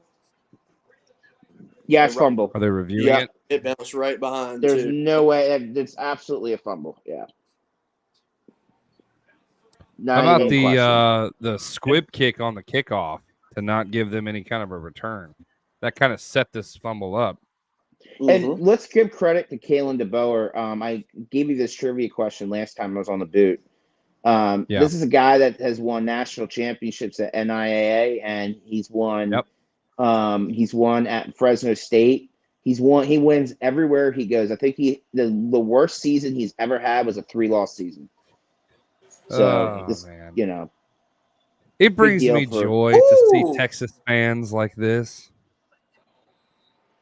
So just, oh wow, visibly upset. Well, so they caught the ball about at the 11-yard line now. Washington driving and about to go in and score here against Texas to go up 35-21. So a lot of people make fun of Clark Lea because of this season that Vanderbilt had this year. God. But one of the things he says is 90% of your football games are won and lost in the first 5 minutes of the second half. I'll be honest about Clark Lea. I just one time I was I was sitting in my bathtub and I did some research on Clark Lea. And I'll be honest with you though, he is not a head coach. He would be a great coordinator. I agree. Yes, he's not a head coach. Man, I'm catching up. That was a beautiful dart. You want to hear some breaking news? Well, not breaking, but it's some interesting news. Go ahead. Dallas Turner was talked to right after the loss to Michigan. He said, "I'm going. Ain't no ifs, ands, or buts about it." Does he mean the NFL? Wow. Yeah, he's going to the NFL. Yeah, I mean, I would. It's a very emotional way to lose. That's a very weird comment to release though like that. DJ, take a shot, Cody. How much credibility does that give you? So we got a third. We got third and 4, 3rd and 3. 8:45 left in the third. Washington is up 28-21. The Sugar Bowl. Now, if Dallas Turner says something like that, does that give any credence to the stories about Saban retiring at the end of the year? I don't know. I don't know about that. I mean, maybe. Here's the sign for you. If you guys want to know what the sign is, people just start entering the transfer portal at a rapid rate. Yeah. Mm-hmm. I actually would. I would think that. Them. Stop them. Good stop by Texas. So now it's going to be about 4th and 5. So I'll take the field goal here. Yeah, you got to go for field goal. You got to go for field goal. Yep. Yeah, this game is far from over. What happened here? That was a mistake by Texas, but let me see what happened. But again, this is a bad. You can't even this could. I mean, I know this sounds crazy, but this could actually be the game. This could be the game. You know. Not a good injury though for Washington. Yeah, what a stat! Ewers has 97 passing yards. Penix has 330. Yeah, and then listen, that goes back to Washington's defense. And Washington's defense, the last few weeks, we've noticed that their defense has played really. After the USC game, they have played really, really well. So. Yeah, can we talk about that last play call there? That 3rd down play call was not a great one by Washington at all. It wasn't. No. I don't know what they were thinking on that one. That was not. I think it was supposed to. Penix was supposed to take it in, and I think he let it. I think it was an RPO over to. Yeah, that was just. I mean, they were crowding the line of scrimmage. They had the box completely short up there. That was just not a smart move to try to dive on the inside. That was. I don't know what they were thinking there. So, I hear you both say you can kick a field goal here, but if you're Washington and you're Kyle DeBoer, do you give it any consideration at all? No. To go for it? No, because you make it a 2-possession game, and right now they can't stop your offense. I mean, obviously they stop here. The smart play is to take the points, makes it a 2-possession game.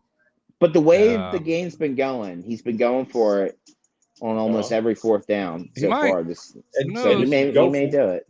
If you go for it and don't make it, you still got him buried inside the 10-yard line. And that's only one score game, though. Yeah, I mean that's kind of the point. There's a lot. If I was a head coach, I'd throw the ball here. I wouldn't run the ball anymore. I'd just throw the ball here. They can't stop you. Yeah, right. Well, to be honest though. If you were going to go for it, it's definitely the time to because you don't want to do it late in the 4th. Right. And potentially let them run out this thing and tie up the ball game. If you're going to go for it, this would be whatever within this would be the time for sure. I mean, if they score a touchdown here, in my opinion, the game's over. It's over. Yes. Yeah. It just because then you would have to stop Washington and not allow them to get any points for two possessions, and that's just not going to happen. Right. But they are going to kick a field goal here, so they have the kicker out. There you go. So now we know they're going to play the points game. Well, he's thinking in the same way that we're thinking is that that this if you stop Texas one more time and you put any points on the especially a touchdown, the game is totally over, because then you're going to be up you're going to be up 38-21, and that would be that's so. Hey, did y'all see when the Allstate did the community service award a few minutes ago? Yes, I saw a bunch of players on there. Yeah, did y'all notice the Oklahoma player doing the horns down in the pose with everybody? Oh, that's great. Yeah, that's a great look for the Oklahoma football program. All right. Yeah. Good kick. All right, so Washington is up 31-21. They're up 10 points. Oh, no. TJ just said, tell me that you saw the lady on Flash on Bourbon Street. Yeah, why? Okay. If you're ESPN, I'm sorry, but you have to recognize that. You can't take your camera down the middle of Bourbon Street and not expect something like that to happen. So, a woman flashed the camera. Straight up flashed the camera. I was worried about that today, on Bourbon Street. There was some people getting a little crazy and today I highly recommend it. It's fun, man. But you're sitting there on camera and you don't know, people are coming up to you and there's some people are just waiting and they're all whispering in a corner, and then they come over. That girl, if you watch, that girl knew what she was going to be doing as soon as she was coming up there. But people just do random stuff. I just wonder if that girl was sober enough to know what she was doing. She was carrying a beer with her when she did it. Oh, she had what's the Barstool Sports drink, High Noon. Okay. And she had one of those, and when she kissed me, I could smell the alcohol like crazy. Oh yeah. That's but great. There's not drop the ball. There you go. Bad. Really bad return from Texas. That's great. Starting on the 18 She was looking up at the second floor of a building, and I saw her grabbing her shirt, and I'm like, "Oh, she's gonna flash!" And boom, shirt came down. So, Hunter, I gotta ask you. Not supposed to be looking at that, Georgia fans. When those Georgia fans were barking at you today, did you consider becoming a furry after that? No, I did not. I did. I will be honest with you guys. That was one of the most weirdest. That's weird. Things I've ever seen. I don't know what's wrong with Georgia fans. Your really face weird. said it all. You were just like, "What the hell is going on right now?" Grown men. Yeah. Oh no! Somebody needs to clip that and post it. You're gonna have to clip that. Nice run by Texas there. Bizarre. Oh yeah, We're gonna definitely get my dog here, crazy dog. We're definitely gonna. Well, they really opened up a hole on that one. Yes, I do like the fans interacted like that though. That was pretty cool. Oh, yes. It was nice. I mean, I enjoyed it.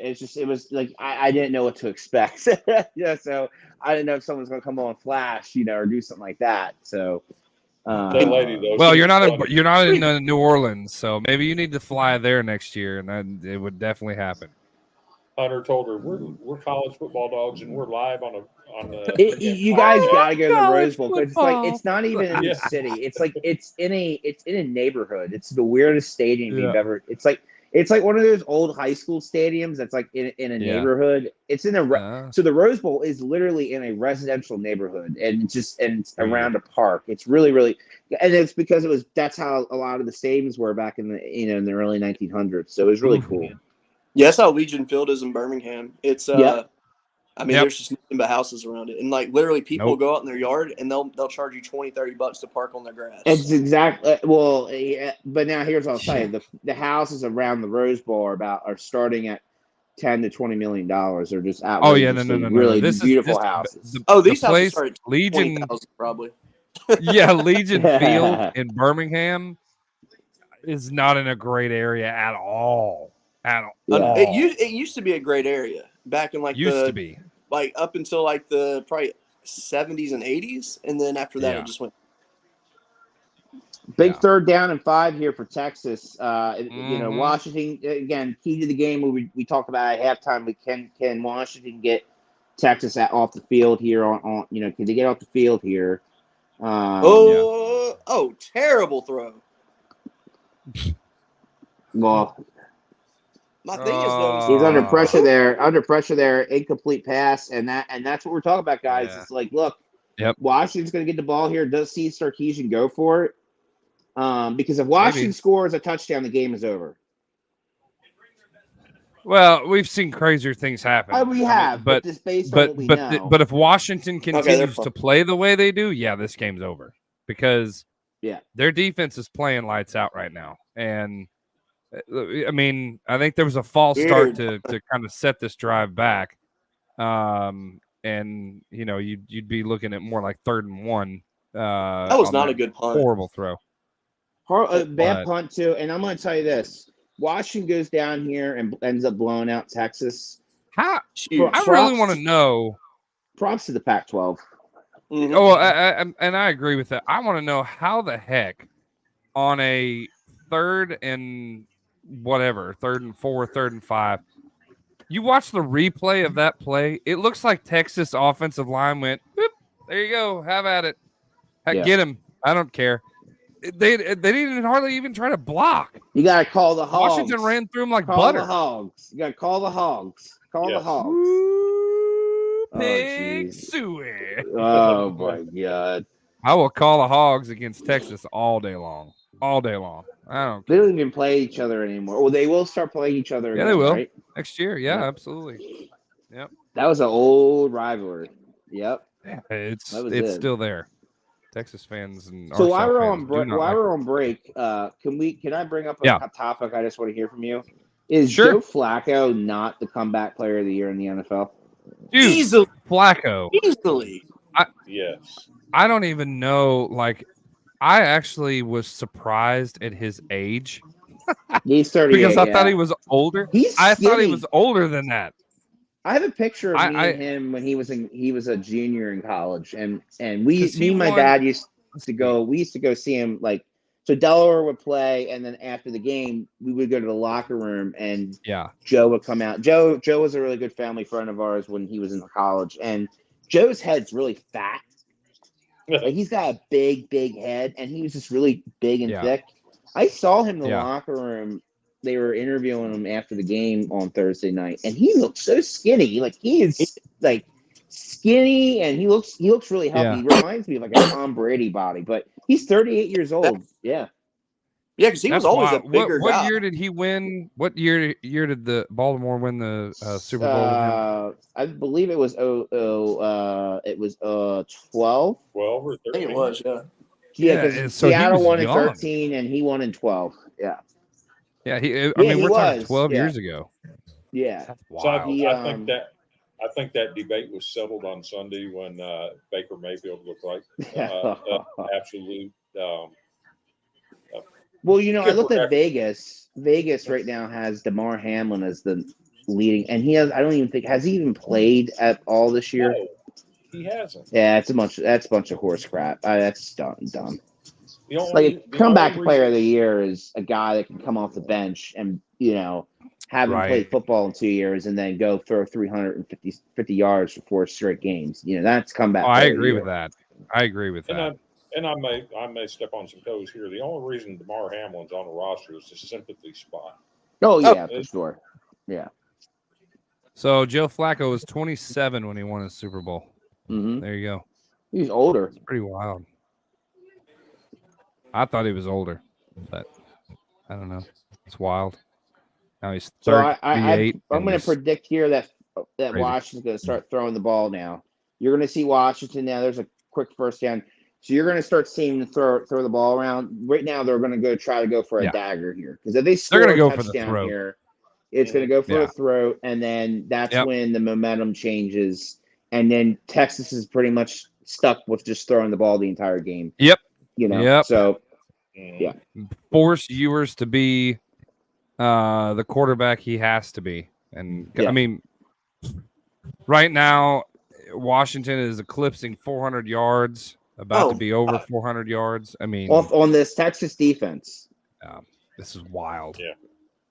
And then this is just wild. Again, and here goes Michael Penix runs for a first down or close to a first down.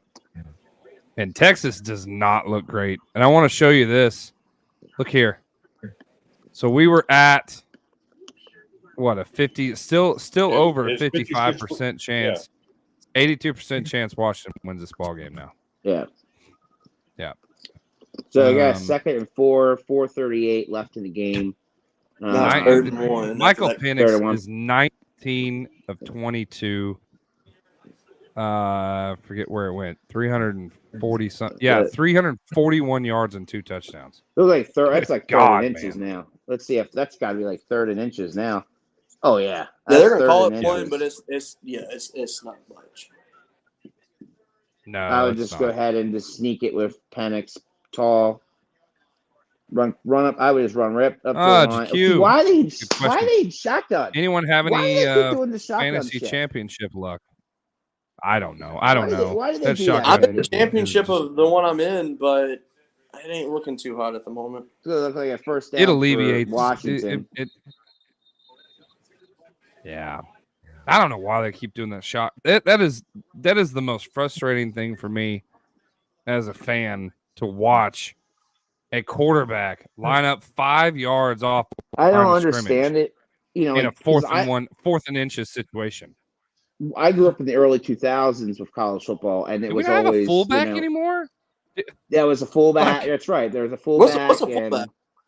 It just. Michael Allstock. You guys remember Allstock from the Allstock? Mike Allstock, man, with the neck brace that went up. That's the college. Beast. That's my favorite. Here goes Penix running again. Penix going to look. He's going to throw. He's got it close to a first down. They're moving the ball. And again, they're going for the dagger here. They are. Honestly, these are probably some of the Kalen DeBoer's. I say that.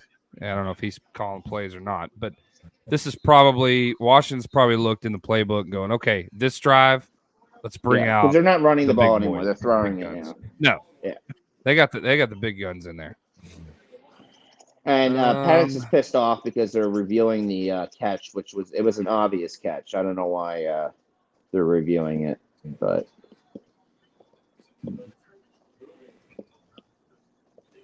I don't know why they're reviewing it either. I actually think this is the best wide receiver core in the country. Just so we understand. Rome Odunze is going to be in the NFL, and he's going to be catching a lot of balls. Yeah. For sure. Dude's going to be really, really good. Now, my question, though, is Penix. I mean, like, what does his pro prospects actually look like? I haven't seen I haven't looked either. I don't know because my understanding is in the NFL, they go through a very extensive, like, you basically get seen by every doctor in the book, especially if you've had health issues before. And he has. Yeah. And he's had a ton. But he hasn't had any this year, though. None injuries. At all this year. He's been well. Yeah.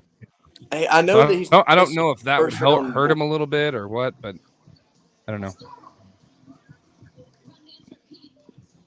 Imagine if Derrick Henry think he would fit really good. Do what? Oh, GQ. He said, "Imagine if Derrick Henry had Lorenzo Neal blocking for him. That wouldn't even be fair."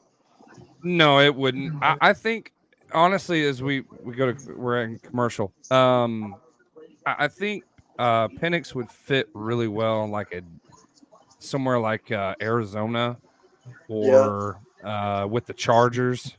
Seattle. I know that would not happen. Seattle, we need a quarterback in Seattle. Or get ready, you guys can have Geno Smith. The Patriots need a quarterback. I think Penix would fit really well there as well. Yeah. But Denver. Denver. I think Denver would be a good spot. All right, he's just that kind of playmaker.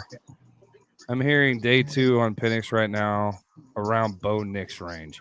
So second round. According to Matt Redding, Bo Nix is the number 1 quarterback in the NFL draft. So not happening. Bo Nix is not going to be I don't even think I wouldn't even pick him in the top 3 rounds, to be honest. No. Yeah. Nope. He's going to be a 3rd or 4th rounder, in my opinion. To me, Bo Nix. I look at it. is a not as good version of Tim Tebow. Yes. I'm gonna say this. NFL scouts aren't stupid. They're not stupid at all. Any quarterback that goes from a harder, no idea why they reviewed that, by the way, to a consider, at the time, an easier, type of division is. I think they look at stuff like that, and I think they're going to say, okay, he left Auburn. He was pretty bad at Auburn. Went to Oregon, better fit where he, threw the ball however many yards or whatever. You guys have wrong logos on your banner. Those are for the Rose Bowl. What? I'm just at the top. It says Michigan versus Bama. I just noticed that. Oh shit!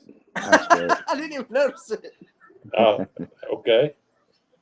Oh, it sure does. Fault. Thank you for that. Yeah, that would be our graphics expert, Hunter Dworsky. I forgot. That's my fault. Sorry.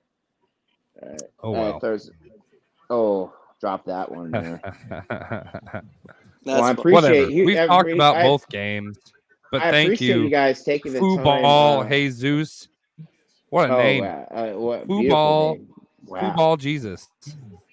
Nice. It's nice Jesus. Profile Jesus. picture, man. Jesus. Yeah, very handsome. Nice profile picture. I like the is that a handlebar or Fu Manchu? What's up there? Like it. I'll be right back. Hold on a second. We're gonna fix this. Okay. Daniels, Williams, and May are only locks I've heard. Not sure on Ward. There you go.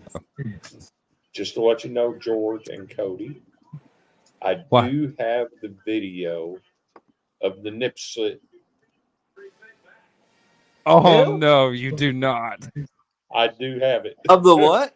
Of the nip slip. Oh, you talking about the flash? Yes. You talking about oh no, don't post it.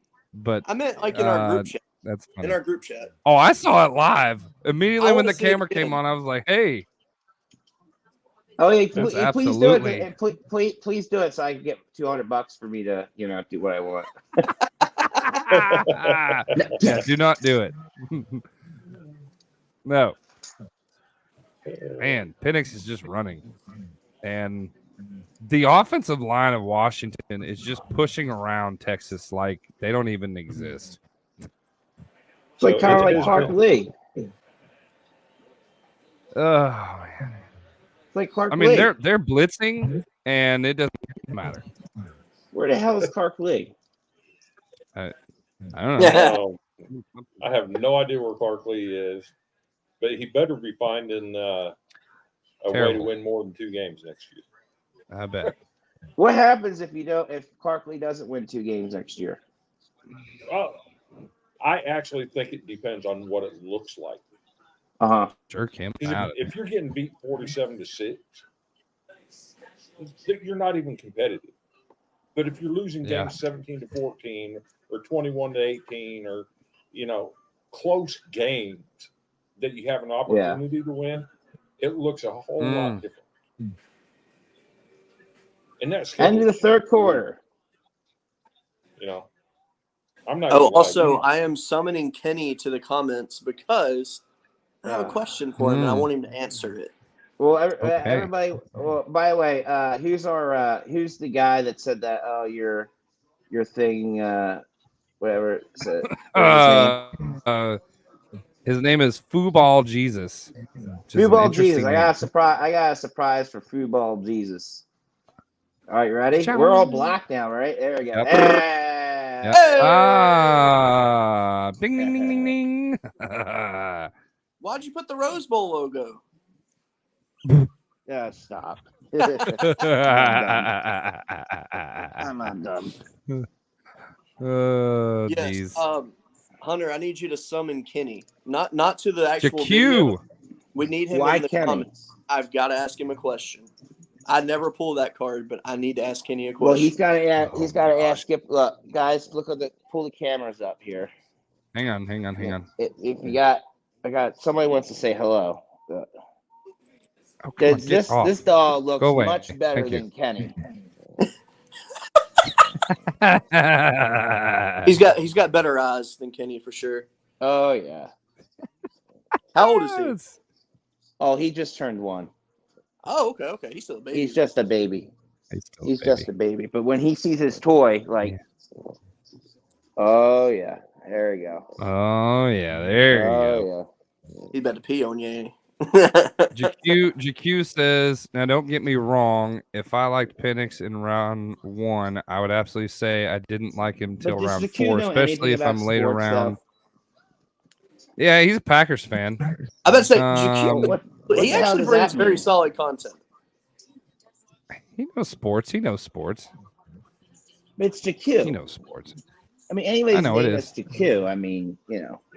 Speaking of the Vikings, did y'all see the Packers absolutely wax them? And you crying about your crying about your defensive coordinator, and they put on a show. Listen, we don't talk about that. That was against a third-string quarterback, by the way, who in the at halftime made the switch to Nick Mullins, and it still was. Can we just admit that GQ is really Cody? No, it's not. That was really a conspiracy theory for a while. That was a conspiracy, but damn. It's really not. What's funny is I don't know why. GQ, you're gonna have to. You have some explaining to do. Yeah, some. Do you, in order to help views, do you go on YouTube and Facebook at the same time, or you just swap? Because you're on YouTube for like half the show, and then right in the middle of it, you switch to Facebook. And it confuses the absolute crap out of me because it's two different. Can we get a link? Pictures. Can we get a link blast? By the way, let's do it. Yeah, do it. Hunter, you're much better at it than I am. You guys tag everyone in your tag at all followers. I usually do, but I forgot to do that. So all right, quick, so you guys do that. Yes. So it looks like a false start on Texas. We're right at 15 minutes left in the fourth. We'll do it right. Big third down and 10 here. But again, if they pick up some points here, you're looking at a 34-21 game. So, was a little discombobulated before we started this thing just because we didn't start till 8:45. Because somebody was. I like that. It was nice. Our graphic. It was nice. I'm not even worried about the first down. It was good. I was going to say I'm going straight to the end zone with Odunze. Yeah, it was good. That was a good call. That was a good call there. And but they're going to go ahead and kick a field goal here, and they're going to go up 13 points. So. Yeah, you take a 13-point lead in the fourth. And then if they get the ball, I would say if they score any more points, then the game's over. Yeah. Touchdown would be the nail in the coffin if they can hold Texas again. But I believe Texas will have to go on fourth down on almost all the time. It is. There's a flag. I just saw my friend. He's on the sideline at Texas. He's a Texas coach. He's standing right next to Sarkisian. Is he? Oh, really? Yes. What does he actually do on the staff? He's defensive backs coach. Okay. You know who else is on the sideline? He was coach at Villanova, and then he got hired this year. But what he was? All right. Yeah. What's the flag? Penalties decline. Scores good. Yeah, there you go. Get off. Go away. 21-34. That I think if Washington can get another touchdown here, I think it's time to goof on Tim Bailey on the Big 12. Oh, for sure. Or is he going to claim SEC now? I agree. Oh yeah. How many flags are going to call? They're going to do here. See, because his goal is for Texas to win the national title, so that way he can say that Oklahoma can claim a national championship because they beat the national champion. We've already got that graphic made. The Tim Bailey Show national champion. It's going to be recognized. I'll recognize the Oklahoma as the national champion. There you go. Oh yeah. He would. I really believe he would find a way. TJ brings up a good point. Wow, that's crazy. That's crazy, and that's what makes Washington really. Washington had the ball 12 minutes 39 seconds in the third quarter, and that's to me. That's what makes Michigan. Oh, another. Oh, that is just awful. I gotta tell you, the special teams have been really good for Washington. Another fumble. Wow. Squib kick by Texas. That's incredible. And now they're starting at the 16-yard line now. So that is nail in the coffin right there. That's rough. So apparently, I don't know what they're talking about. But are they saying that that Quinn Ewers is hurt, or is he? Well, I saw That's Arch. Just awful. Why would you pick up the ball there? Yeah, the squib kick has been really good. What did Washington see in the game film that tipped them off to use the squib? I don't know. I don't think necessarily it's game film. I think. Well, they may have been watching the Michigan game. Ooh, there's a replay. He got hit hard. Quinn Ewers got hit hard, and his head bounced. Arch has his helmet on. He's been stretching. So. He's right now. He's in the game, but they're gonna good pass by Ewers right there though. So he's got his look. Yeah. Imagine if concussion Ewers were to lead them to victory. Oh, I know it. What a mercy. I think they will score on this drive. I don't think that Washington. They need to score a touchdown. 3 points is not, but 3 points that you have to score a touchdown on every drive. No, it'll be 34-28 on this drive. If it's not, then the game's over. That's how I look at it. Yeah. This is gone. The nerves are getting to these returners tonight. Yeah, I agree. The squib kick has worked. I think to answer your question, Chris, I think it's more just unexpected. Nobody uses the squib what a hardly at all. Beautiful. This thing has gone from 54% Texas at halftime to now it's sitting at 91% Washington. Yeah. Yeah. But going back to the possession, having Washington having possession, holding the ball almost 13 minutes of the entire quarter, that's what to me is what can beat Michigan, because Michigan is just not the type of offense that can just go down the field and score quick. Oh, I agree with that. I agree with that. So. If Washington can hold the ball for fumble, there is a fumble, nearly an entire quarter. There's a fumble here. They're saying it's They're saying, or the players are thinking it's Washington. I don't know yet. Let's see here. See if he actually. Oh, that's a fumble. Oh my God, that's a fumble. Washington ball. That's got to be Washington ball. That's Washington ball. Wow. And that, folks, any more points by Washington, the game is over. Oh, for sure. So right now, let me ask you a question before you get there, Chris. How does the referee say that runner's down? I'm sorry. Down. That is crap.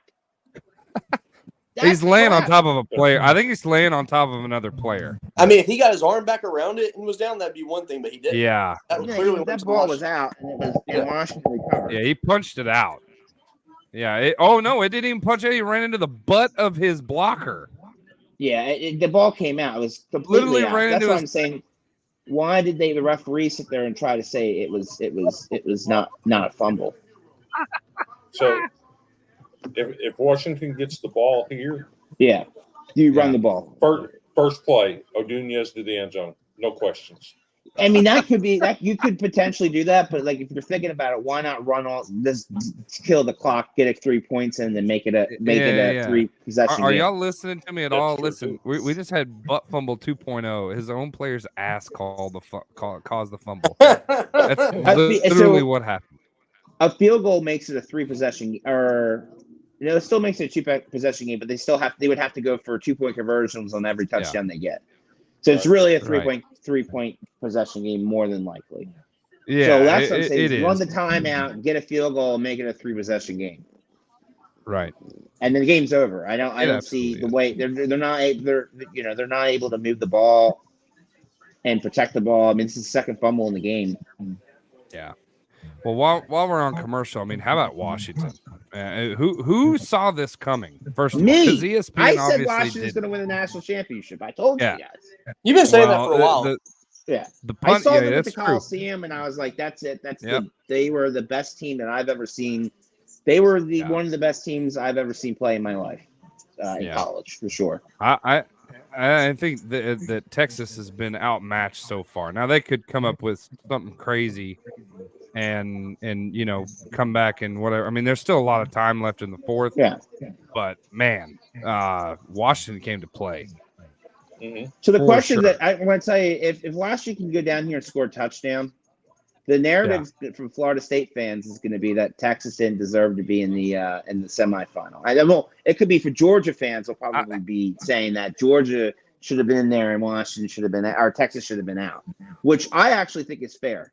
To be honest with you, I think that's a fair sure argument. You can say it's fair. I don't know. The Big 12 is so weak sick this year, of the argument on that crap. So I think that would be a fair argument, but at the end of the day, they did beat Alabama. That did beat Georgia. Yeah, so just to let you guys know, the ruling on the field was Washington recovered the football as Washington ball, first down and 10. Michael Penix. Okay. And now I actually starting to lean on what Chris said. I think we go for the dagger here.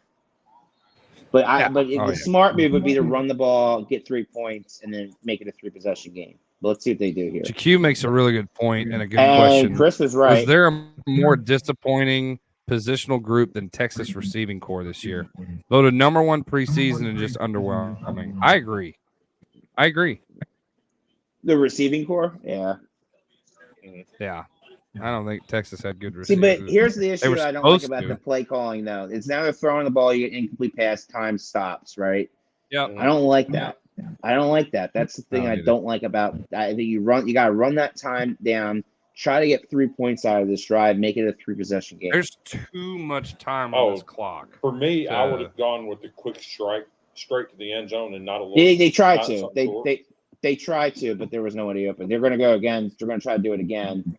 And they went, guy wide open. Oh, there's a flag there. And they adds an easy pass interference, 15-yard penalty, but they did go for the strike. What? No, I'm just kidding. I'm kidding. Yeah. That was an easy call.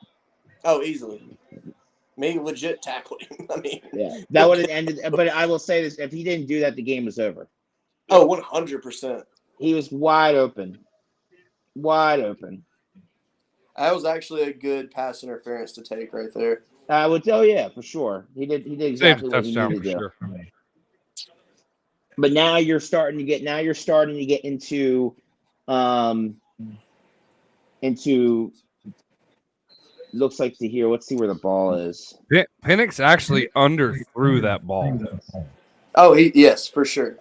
It was actually one of his worst passes of the day. Yeah. Now I would just run the ball here now. But I'm wondering if it was strategically underthrown. So that way. Oh, flea flicker. Can we just say is it just me or is he not looked that great on this drives with his passes? I don't know. This has been his worst drive of the game. Yeah.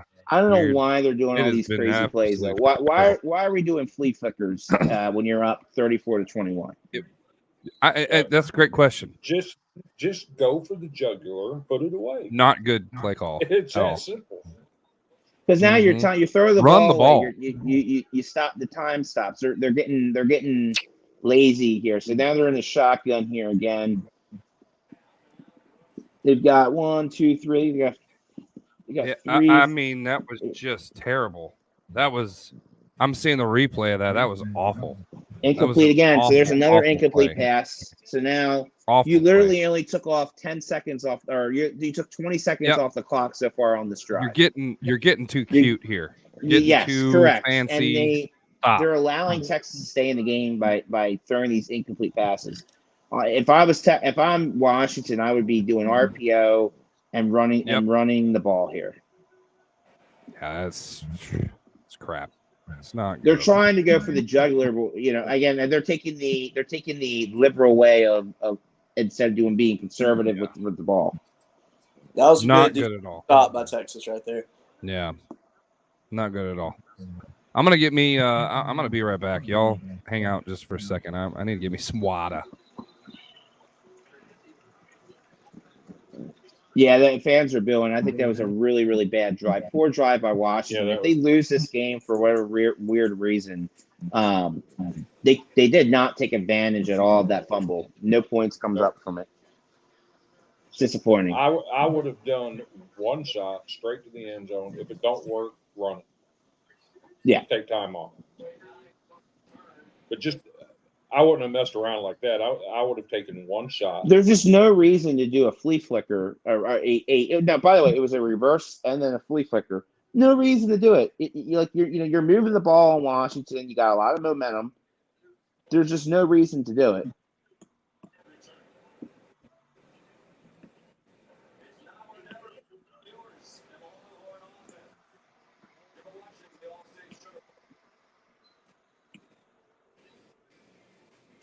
So it looks like Washington will start on the Texas will start on the 25-yard line. 11:19 left in the fourth quarter here. Winner goes on to play the national championship. So yeah, and it's getting to danger time for Texas. Yes, they have to score here. They're going to go fourth down on all these drives here, and unless it's yardage wise, but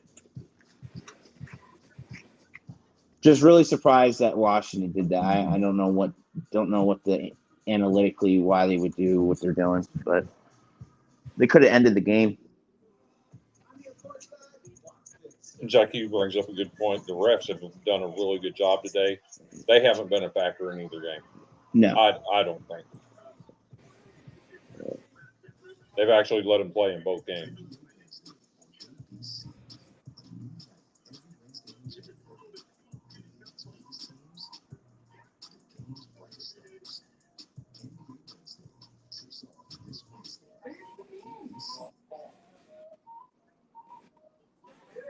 Do you see my dog behind me?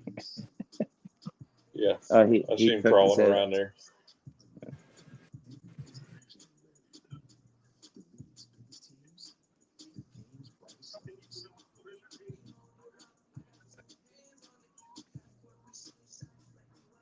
The win probability is up to 93.6 for Washington. Yeah. At one point, it got up to 95. Well, 95.9. How'd you guys like the flyover at the Rose Bowl? Oh, that was wonderful. Absolutely, that was really cool. We got that live on camera too, which is great. Oh, cool. That plane's so big. It's so big that it even on the small little camera that we have, it's fucking massive.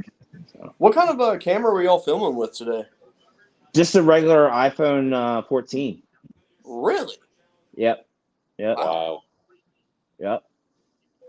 And then we have tripod. I have some lights and some other stuff like battery. They're battery powered. It was very clear. Yeah. What's pretty cool is you got the underneath view of it, and then somebody posted the picture of the above it. Shot. Yeah, I did that. Yep.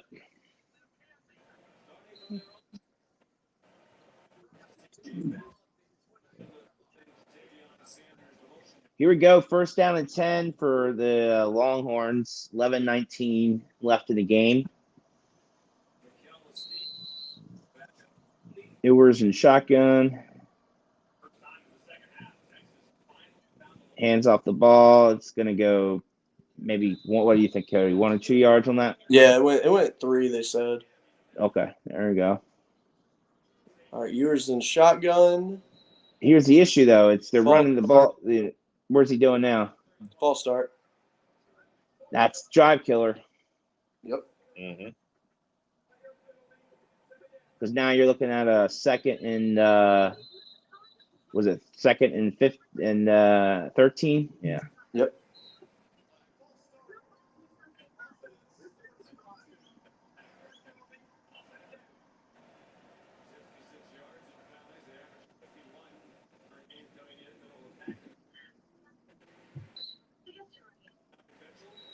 So if you're Quinn Ewers, how does it make you feel at media day for the players? And you're sitting there all by yourself at the table, and you're the starting quarterback of the team in the college football playoffs, and all of the reporters are covering your backup quarterback. Yeah, I mean, and I personally don't understand all that. He hasn't even played. I don't think he's played one game. I think for one series maybe. Mm-hmm. Yeah, and yeah. Quinn Ewers going to look. Oh, Quinn Ewers is sacked. It's going to be a big sack on that play. Yep. And time is just clicking down here. Yep. 2nd and 13. Again, it's a win. Washington can get off the field here. They want Texas. You know, if I'm Washington, you know, having the first downs is okay thing, but as long as Texas can take up all this time that they're taking up here, it's good. But again, I can't tell you how bad of a decision it was. Baxter's hurt. That ain't good.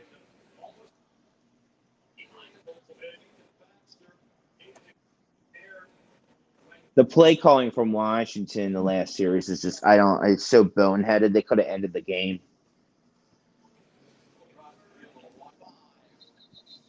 Big 3rd down here, though.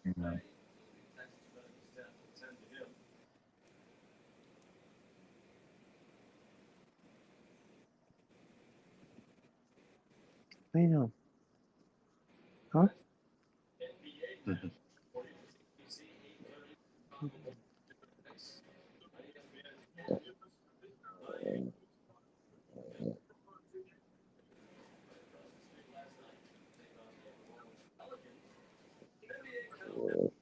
Cody's over here scrolling on Twitter to see if he can find any breaking news. I really am, actually. I'm anything on the Michigan? Anything on anything about Michigan today? Nah. Let's see.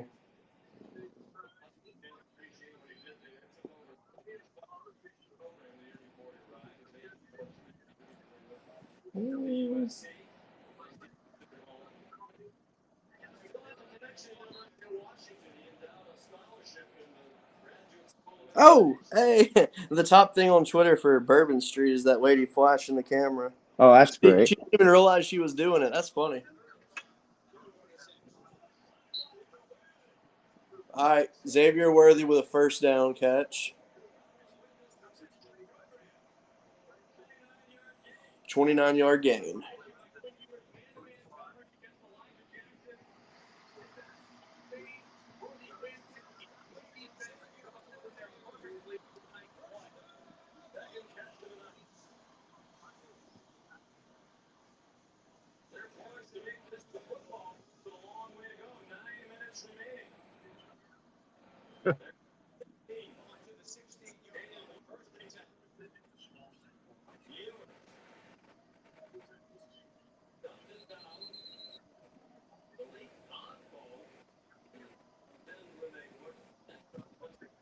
So apparently they had the Under Armour All-American game this weekend.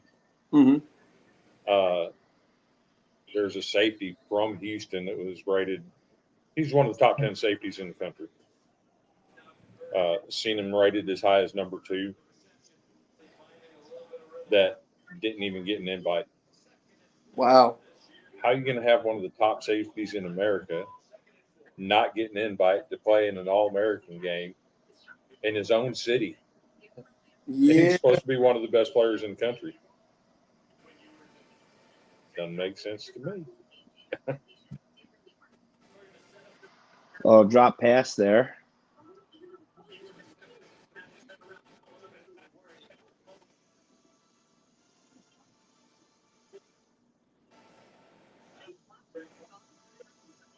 Is it really midnight on the East Coast? Yeah.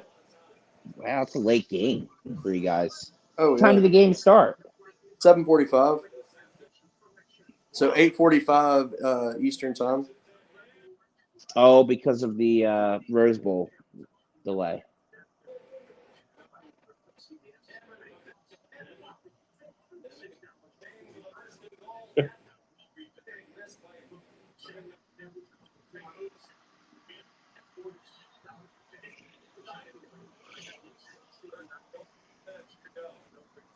I will say Texas did take some time off the clock, though. I will say that.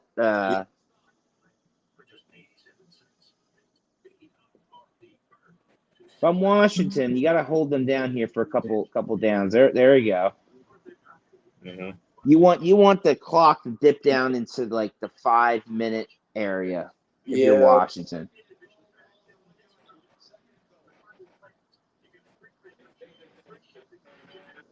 So you want to hold them on here for a third down. Texas. Okay, there we go.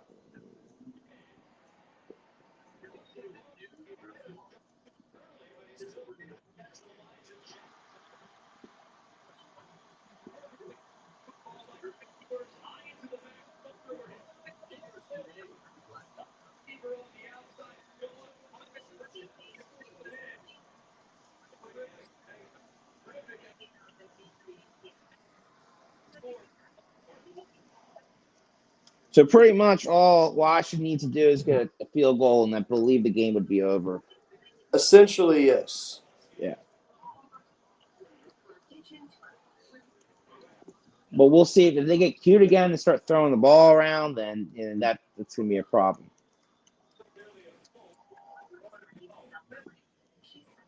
I mean, if we see a stop by Texas right here, this is a really interesting ball. Yes. However, it doesn't make it it doesn't get, you don't want to give Washington the ball back either. It's going to be one of those situations where Texas's defense is going to have a stop. Yes. At least two stops. Okay, so I've noticed a problem here for Washington. Remember at halftime they had 18 runs and 18 passes. It's now 33 passes and 25 runs. They've kind of gotten off balance here.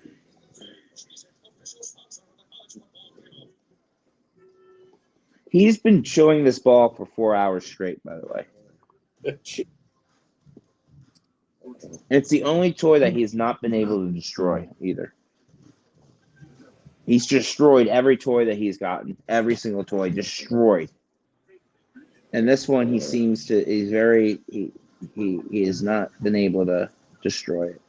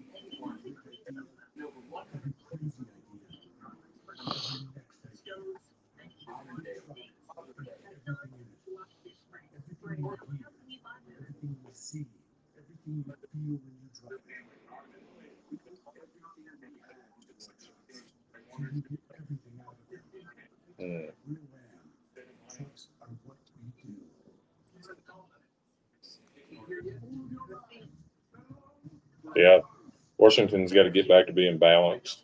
Yeah.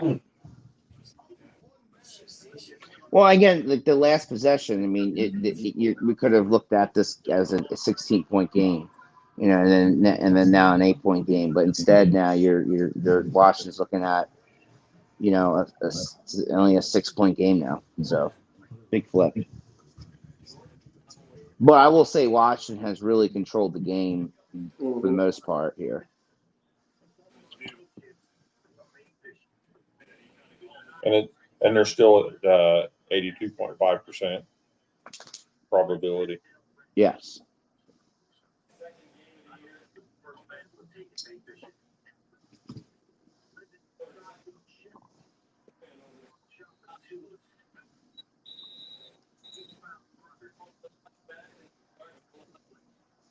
By the way, I'm going down to San Diego, I believe, on Thursday and Friday for a vacation, which is going to be nice. What y'all going to do down there? We go to a nude beach, so we'll probably go there. No, you don't. I do. I do. We are actual practice nudists. There's a beach down in San Diego called Black's Beach. It's one of the most famous nude beaches in the country. One of the only places in the country where it's completely legal. We go. It's a very. You have to climb. You have to walk down a cliff, and there's like a makeshift, stairs, but it's awful. It's like an 800-foot walk up. It's awful. I'll be dead for like the whole rest of the day once I come back up. But it's really, really nice. Yeah, because those nudist colonies, they have like a lot of strict rules too, I know. Oh wow, there's a flag there.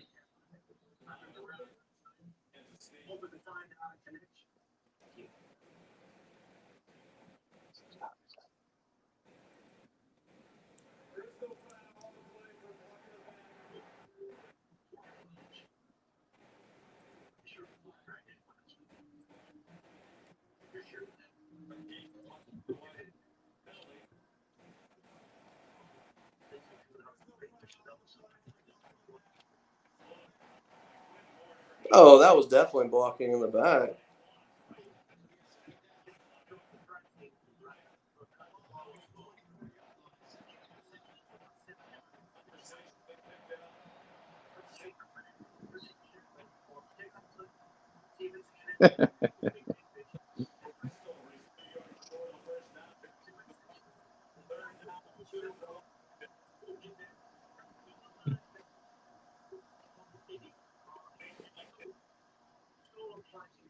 Close to a first down there. Mm-hmm. Yeah, 3rd and 2.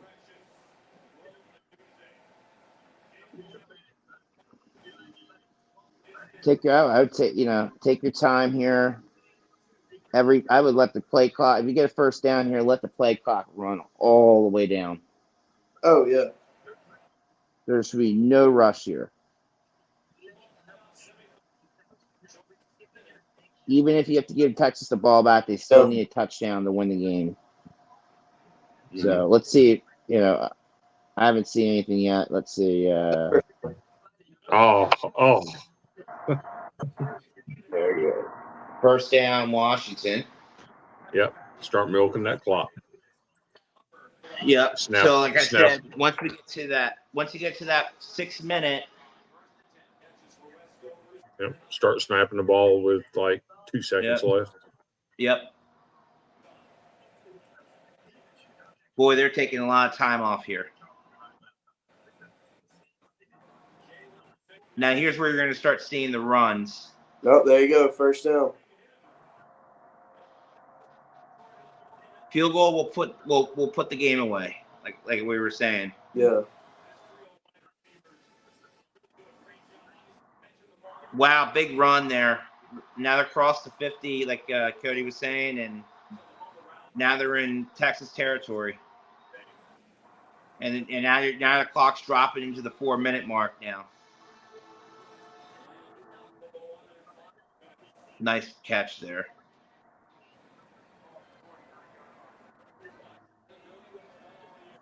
Again, if I'm Washington, I see that. My thing is, I don't understand why they are snapping the ball at like 15 seconds left on the play clock. Some of these plays, they should be letting it drop all the way down. Right. You know what I mean?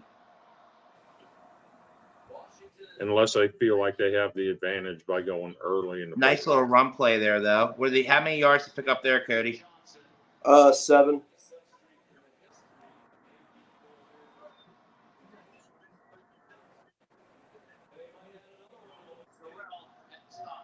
That's a killer. That's a killer. Field goal ends the game here. Wow, what a pass. First down by Odunze. Touchdown wins the game. Field goal, I would say, somewhat would probably seal it as well. Well, it's first and goal now. Oh, wow. It was a great catch. So if I'm the coach now, you're letting the time just run and have Texas use their timeouts at this point. Yep, absolutely. That might have been one of his best passes of the night, actually. Yeah, I agree. I'm watching it now. That you can't see. You can't teach that right there. That's absolutely just, yeah.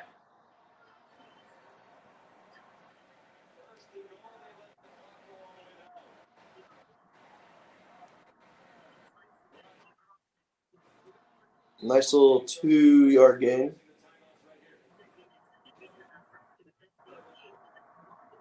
Well, at this point, all they need is 3 points. That's it. Oh, yep. You're under the 3-minute mark too. Yeah.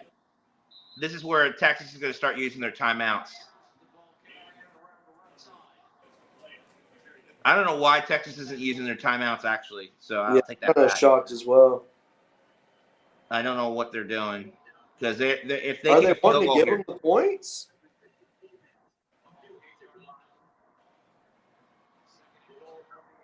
Oh, good stuff. You better call a timeout right here. Yep. Sarkisian just used their first timeout.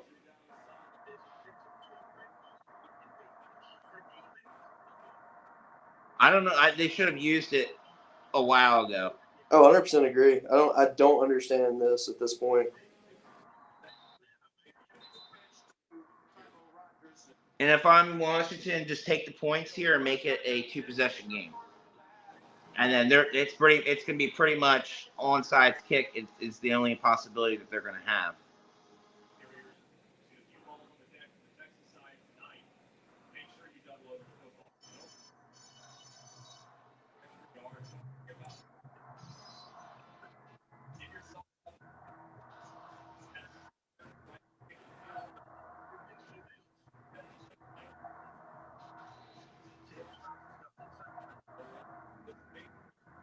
I think this will be a historic national championship too, won't it?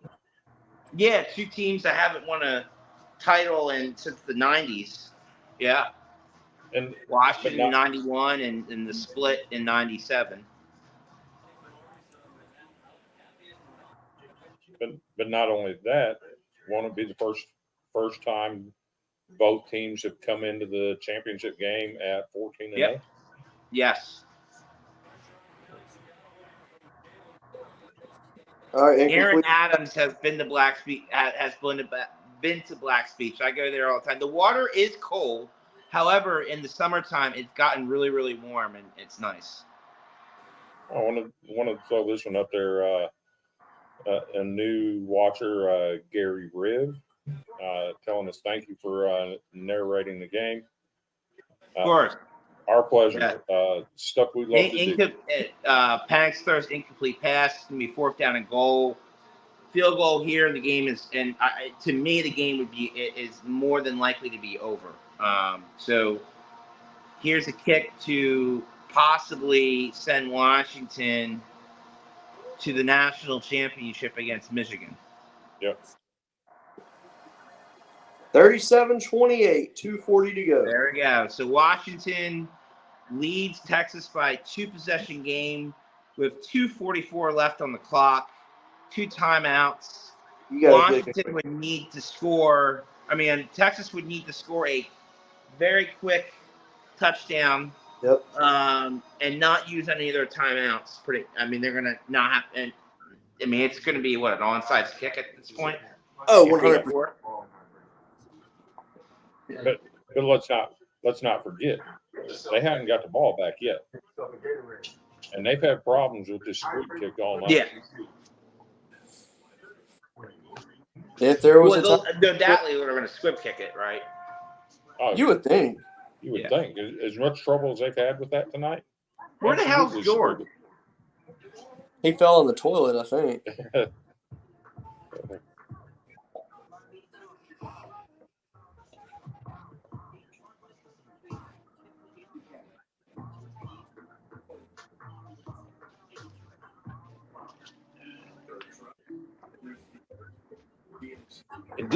Didn't Washington? Okay, didn't Washington and Michigan split the 97 national championship?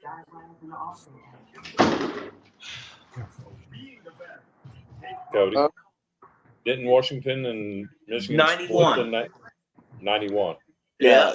7 was 91 and Michigan won 97. Well, they shared it with Nebraska as well. That's right. And Washington shared it with. But wouldn't it be cool that Washington wins the national championship and they're the dogs, and this is our first year doing it? Yeah. So. Hey George. Collins from Seattle. Yeah. George, you're out of sync over here. Oh, did you guys get to deliver the trophy to Penix yet? Or y'all waiting Not yet. The season? Okay. Not yet. Have y'all heard from the SID on it yet? No, that's why we haven't sent it yet, because I'm not going to send it if they're not going to. If it's going to get thrown in the trash. Yeah, for sure. Hold up a second.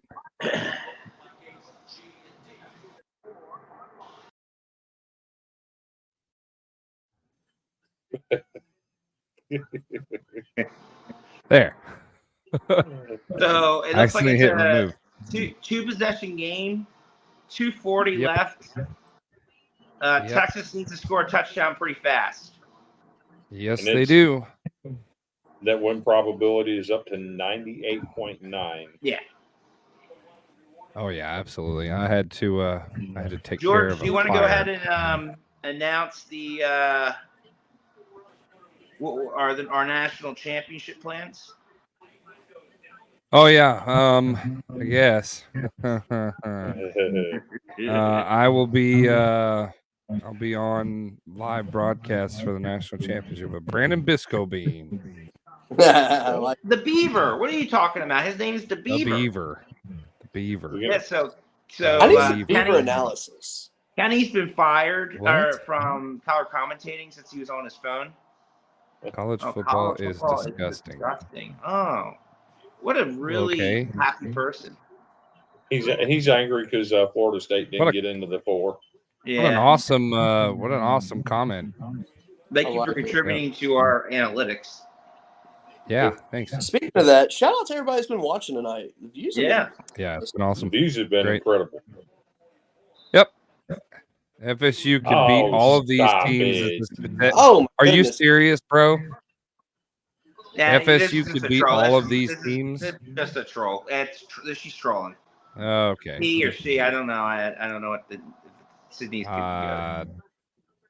Fully healthy Florida State without injuries could probably give a fight to Alabama. Yeah.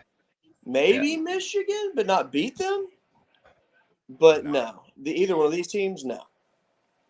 Nope. No, because the team that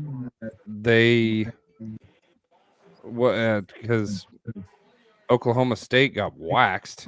Well, I say that by Texas, and I don't think I don't know. FSU without Trevor. God, not Trevor. I can't talk tonight. Jordan Thank you, Jordan Travis. Thank you. I want to say Trevor Lawrence. Why did I ever even think that? But FSU without Jordan Travis is not a championship caliber team. Sorry. 1:37 left in the game. Clock is winding down. Oh, that's a hold. I can't believe that's how that is not called a hold. They're gonna call the hold here though. They are gonna call the hold. You got a serious echo now. He does? Huh? No, I don't. It's coming through Cody's, I think. How? There's a serious echo. I'm hearing George twice. Yeah. I hear nothing. Florida State. Can I be honest about Florida State? Florida State's starting team, even with Jordan Travis, wouldn't be able to beat Troy or anybody because they couldn't. They went up against Duke. Duke ended up being a mediocrity type team. Boston College, they went into overtime with. Clemson wasn't fantastic. I don't know if they would even win a non-New Year's Six game. Sorry. Facts are facts. If FSU was put in the playoff and they had to use their backup, I don't think that they would have won. No. It's a joke. No. Mm-mm. So let me remind this guy. He had 28 players sit out. We got to understand, this person is trolling. They're not actually believe any of this. To be fair, Georgia had 27 players out. Yeah, this person's not actually real. No. I don't take people serious that say that Florida State. Is that Tim Bailey? It probably is Tim Bailey. Sydney's been on several of our shows. He is. He's a legit Florida State fan. But no, we're kidding with you, Sydney. I don't think Florida State could beat Troy or some of the Sunbelt schools, to be honest with you. At the players that Florida State had out did not make a 60-point difference against Georgia. Plain and simple, the end.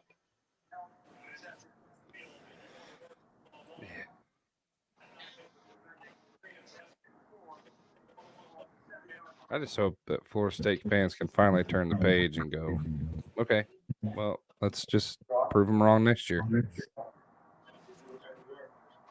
But you're leaving your conference, which your conference is the reason there wasn't a 12-team playoff anyway. Yeah.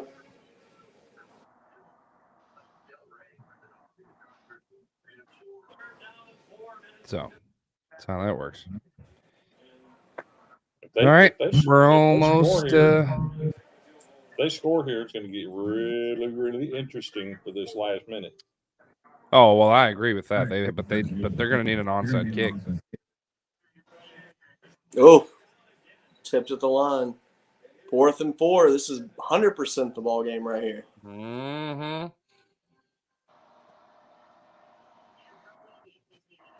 Okay, smart. They're going to go ahead and go for the field goal. Okay. Well, you have to get a field goal.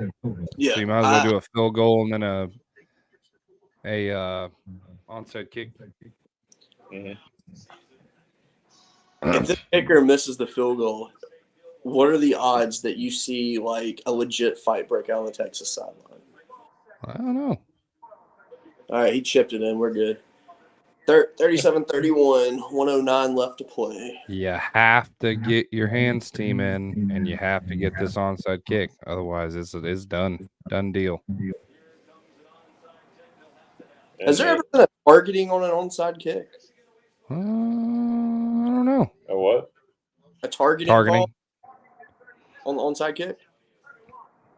Seems like I've seen one this year, but I can't be certain. Washington almost 550 yards of total offense. One first down, the game's over. Yep. Yes. That's it.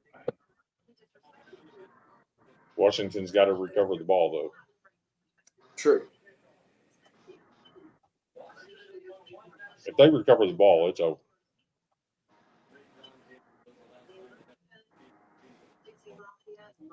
I mean, that being said, though, even if Texas gets the ball, they still got to get a touchdown. So, how many timeouts do they got? Yeah. We got 2 timeouts. 2. Washington has 3. Also, Hunter, you got to get you one of them dogs hats that Washington has. It's actually kind of a cool hat.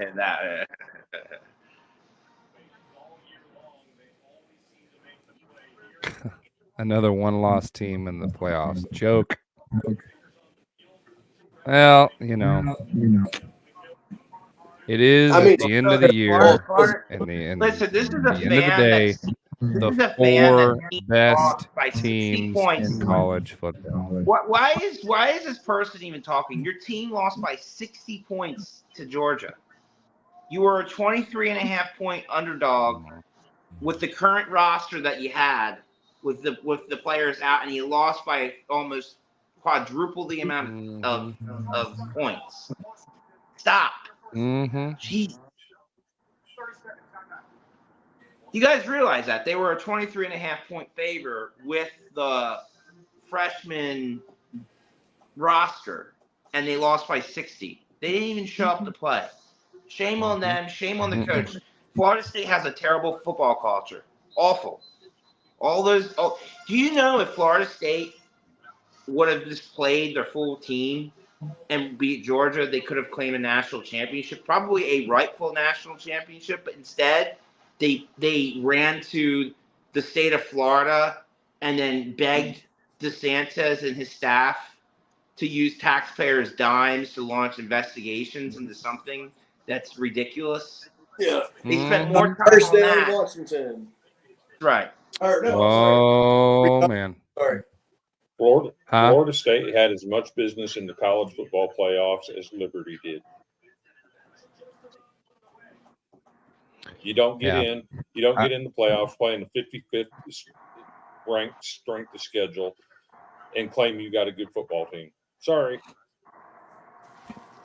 You got treated that's not fake news. That's not fake news, Sydney. It's the truth. They were a 23.5-point underdog. They were more concerned about having investigations launched by the CEO of the state of Florida's government. And that's just the truth.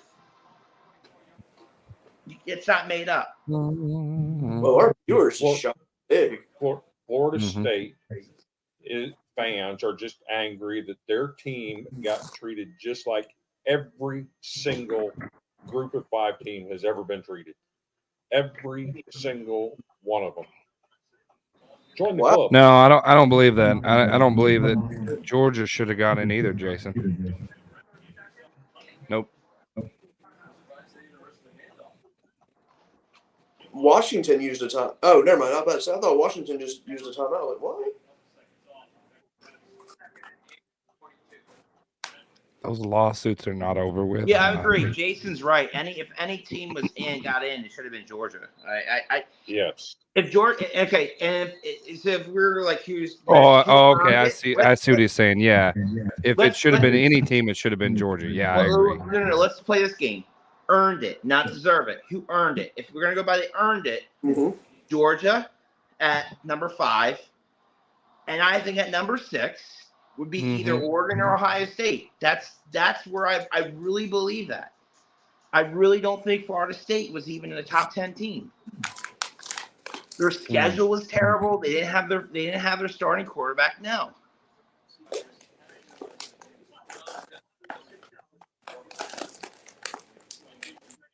I hear what you're. No, it's the echo coming out for Hunter. That's what it is. Jacques off the top rope.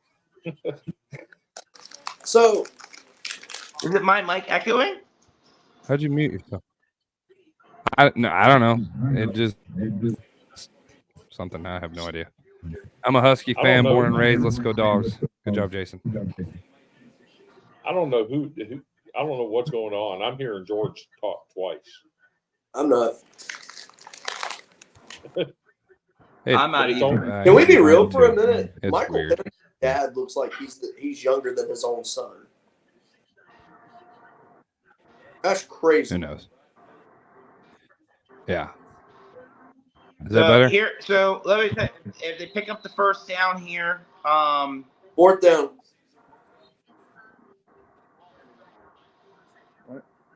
And somebody's hurt.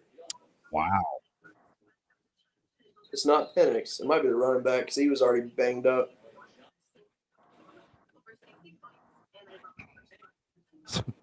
So Washington recovers the onside kick. Yeah, somebody's mic is echoing me. I don't know what's going on. Must be a delay or something. Who knows? Running back. We now have a 99% win percentage. Not if they got a punt. That'll give them time at least. That would be some comeback if Texas can get this ball and hurl it down the field and take the lead. But he get hurt. Oh, he landed on his Achilles. Ow! Ouch! Ouch! That bad though. Well, that's them playing in an NFL stadium. I have a conspiracy theory that every NFL owner decided to put in really tough turf in order to break every player's Achilles because it seemed like it happened all year long. Yeah. So, but I just, it's funny to me. So Washington recovers the onside kick. There's only what? I don't remember how much time is left.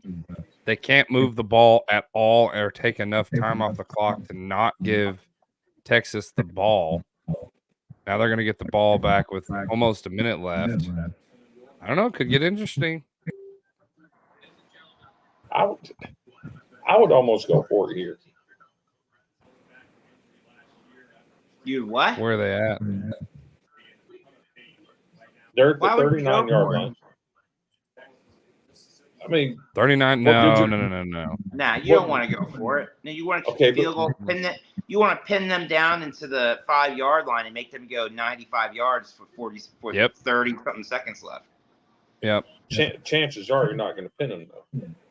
At best, you're going to get a touchback, and it's going to be the 25-yard line. Still going to be the 25-yard line. I'm just glad you're not my head coach. That's the like chance of that being of you not getting the fourth down converted risky, and that's like being like Pete Carroll. That's risky ass stuff. Yeah. But Pete, you remember when Pete used to go for it like on 4th and 10 all the time? Yeah. But in my perspective, you play to win the game. Yeah. Sometimes you have to take chances. There's a flag now. And I believe in my offense enough to say, I'm going to get this first down. Are these Big 12 refs? Tim Bailey? That was a on purpose flag there by Washington.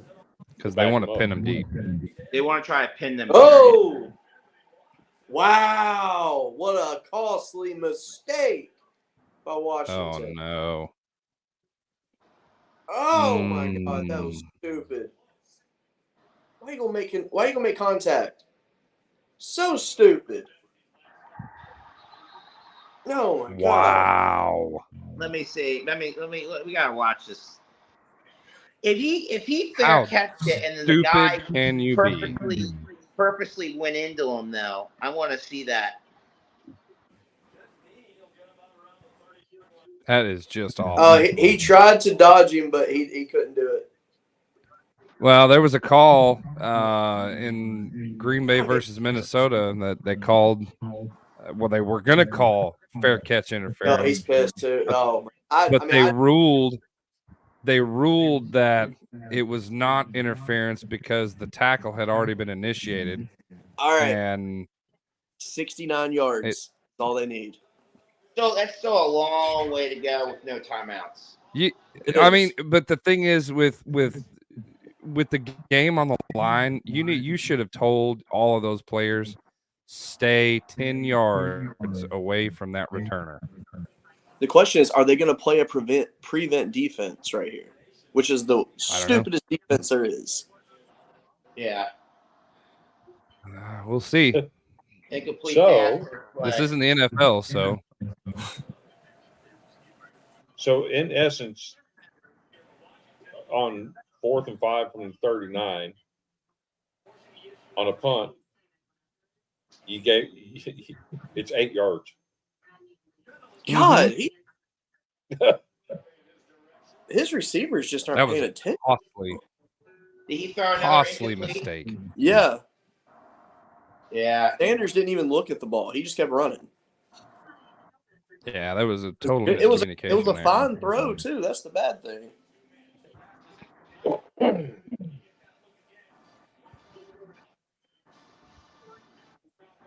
I also don't like these throws because they're throwing them in an area where he's going to go down, Cody.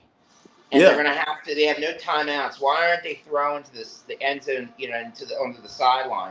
Deep ball. They need to be throwing. Oh, what a catch! Oh wow! Wow! Can they get down and get a time?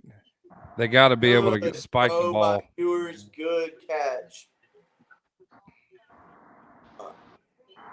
Wow. The issue is now the ball. He caught it inbounds. He should be dropping the ball and running back to the.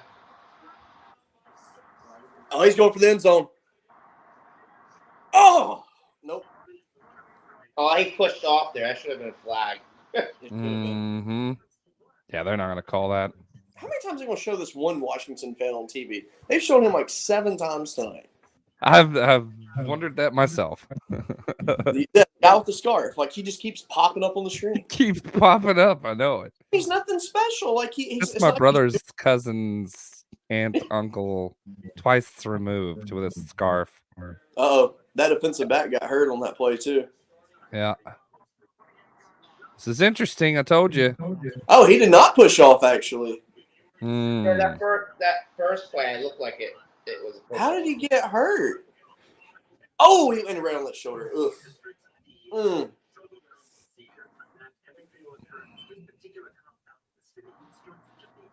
Where are you at, Cody? Are you in the living room? Yeah. Nice. I'm about to say, yeah, my backdrop's a little bit different today. Yeah. Usually we see the nice kitchen with a fluorescent light. Now yeah, I got the bright lights on tonight. That's a heck of a catch. Yeah. 1-42 when trailing by 13 plus points in the fourth quarter for Texas. The last time they came back and won was in 2020 against Texas Tech. Man. Absolutely nuts. If they somehow do this, be the greatest collapse by the Pac-12, I think. That'd be awful. That would be awful. No, Troy will come into the comments and say they are couging it. Because they absolutely had this game. Why would you ever? That being said, I'm very happy that it's come down to the last 20 seconds of the game to truly decide the game. That was a push off there, that big one play. He totally pushed him off. Hey, come here, Tito. Oh, first down, Texas. Come here. And they got out of bounds. 12-yard line. Oh, God. That's a great catch. Sure did. He did get in. Oh, wait, no, he bobbled that ball. Oh, that was not a catch. If they review this, it will be over. I mean, he got a foot in, but I just can't say he had firm control. Are they returning it? Are they reviewing it? There they go. They're going to review it. Yeah. That's the right call. That's not a catch. That's not bobbling it. It was smart to call it as complete on the field. I give them that because yeah. But I'm glad they're reviewing it because, in all honesty, all right. So let's see. Does he get the back foot down? But he's got to have full possession. I don't think he had possession. Yeah, I don't think he got another foot down to save himself either. So it'll be what then if it's ruled incomplete? It'll be third down. Yeah. Third and how long? Man. Yeah. That's this thing has gone from 99.9% win percentage to 68.3%. Guys, I just want to thank we have 30 people in here right now. Wow. Thank you everybody for watching. Yeah, thanks for dropping in.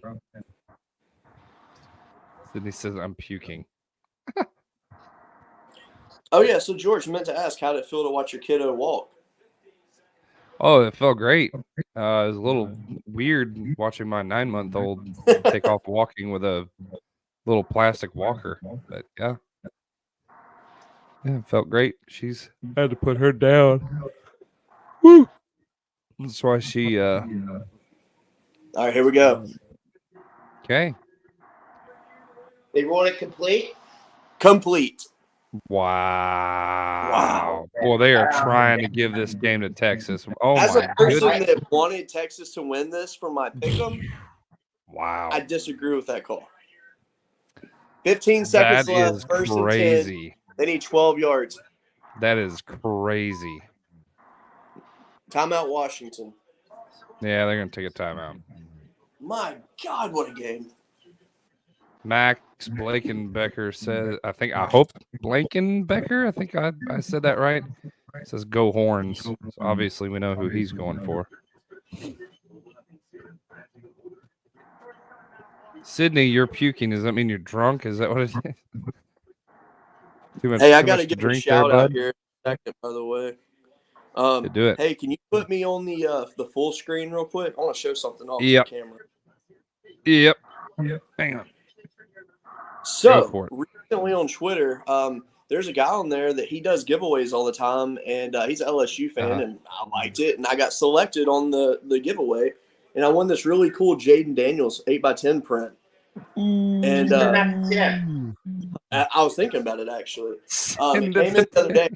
I wanted the Harold Perkins one, but I want to give him a shout out since there's a lot of people in here watching right now. It's Sam_I_am34, and he's currently got a Malik Neighbors autograph on the giveaway. And all right, Texas got negative 1 yard on that pass. Yeah. But yeah, I got that print. He sent it really fast, and it was pretty cool. Oh my gosh, Rugby TV Sport commented, I feel like we've made it, guys. I know. Game will be broadcast live on here, blah, blah, blah, blah, blah. It's such a troll job. I swear the refs are talking to someone in Vegas when they get on the phone. GQ, you're not wrong. That was not a catch. Oh, here we go. Not a catch. Oh, incomplete. 5 seconds left. 5 seconds. They got one more play. If Texas can't punch this in 12 yards, Steve Sarkisian should be ashamed of himself. You should have one play that gets you 5 yards in a daggum playoff. Cody, I'll let you tell me who is going to the national championship when the play's complete. I got you. Now you put the backwards. It's all you, buddy. Backwards hat on. By the way, anybody watching, he has no skin in this game at all. Call the play. 4 wide. When Ewers in the shotgun, he's back with the snap. Ewers is in trouble. 1 second, incomplete. There should be 1 second left on the clock, though. They're calling final. I believe they're going to put 1 second back on the clock, though. I'll put 1 second. Yeah, I want to watch here and tell you. Bring in Arch Manning as a distraction. Yep. Even the ref is telling him 1 second.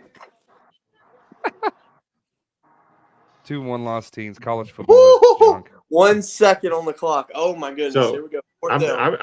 I'm just going to say, I'd rather have both of those 1-loss teams in the college football playoffs than a team that had 28 quitter that got beat by 60 points. All right, here we go. All right, they've got 3 to the left, 1 to the right. Ewers in the shotgun. All right, now. Oh, okay. Here we go. Ewers is back. Pass. End zone.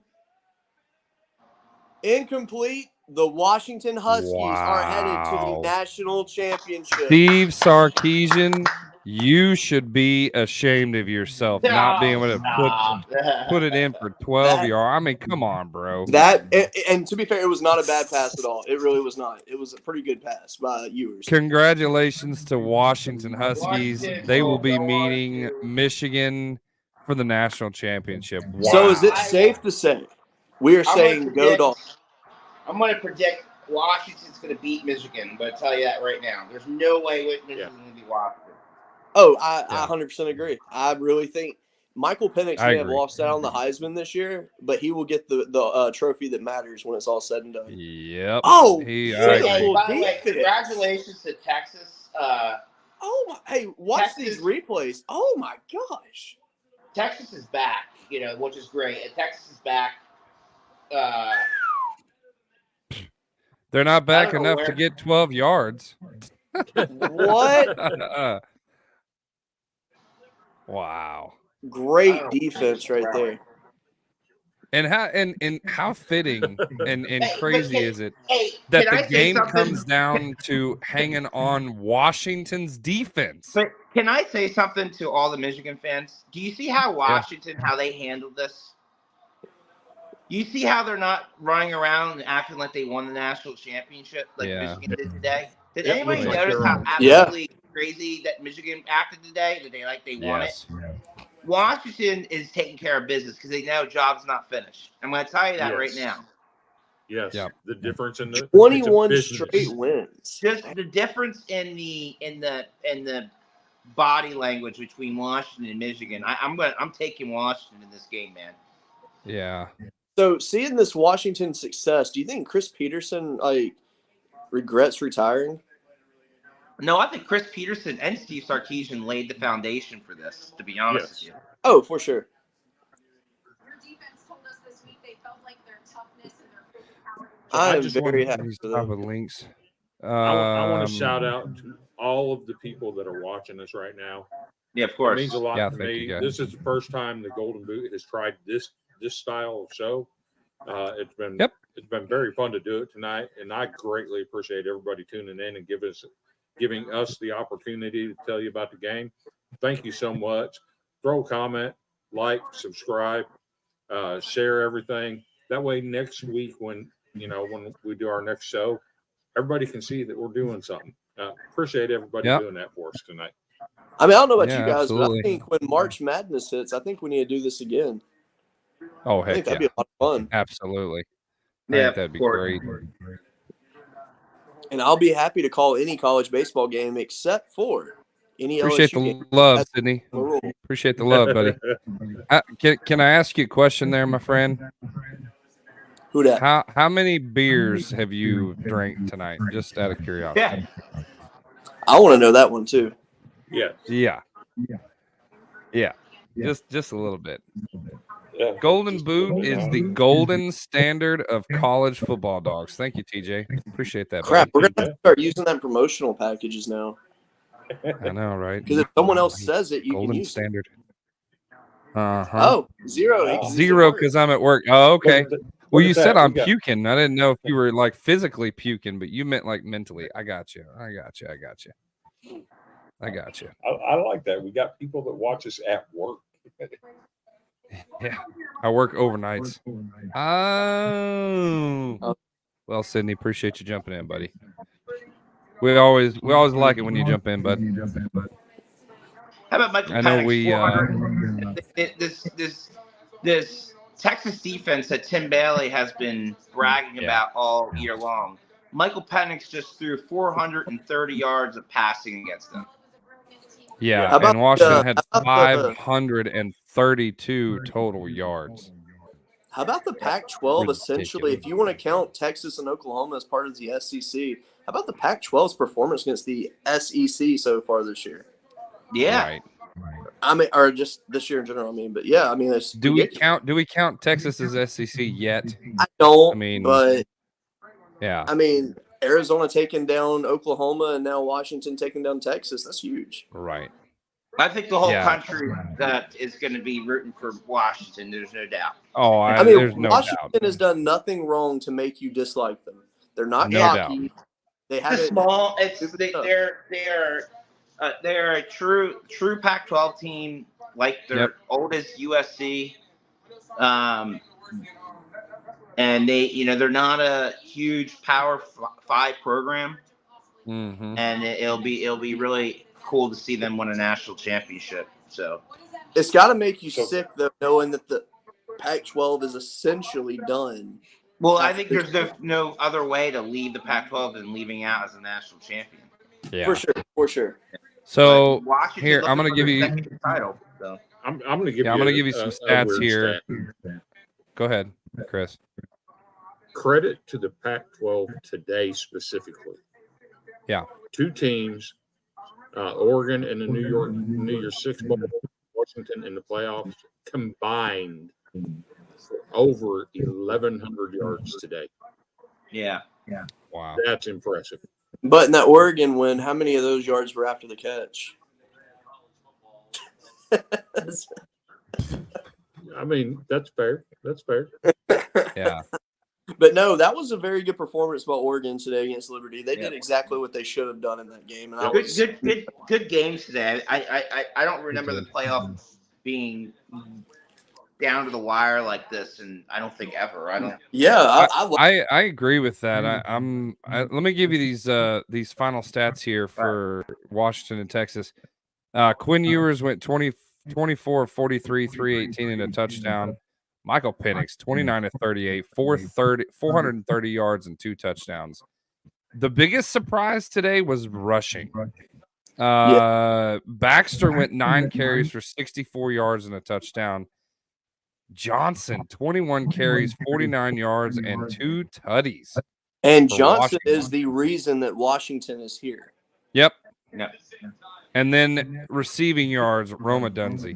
Once again, 6 catches, 125 yards. Honestly, he actually had a bad night compared to what he normally does. Yeah, but over 100 yards, that's your he absolutely was. Texas had a game plan for him. Obviously, didn't work. Washington with 532 yards total offense. Look at that first downs were about the same. The turnovers were the difference in this one, in my opinion. You had 2 Texas, but the battle at the line of scrimmage was probably the most surprising stat. Surprising as far as like eye test. That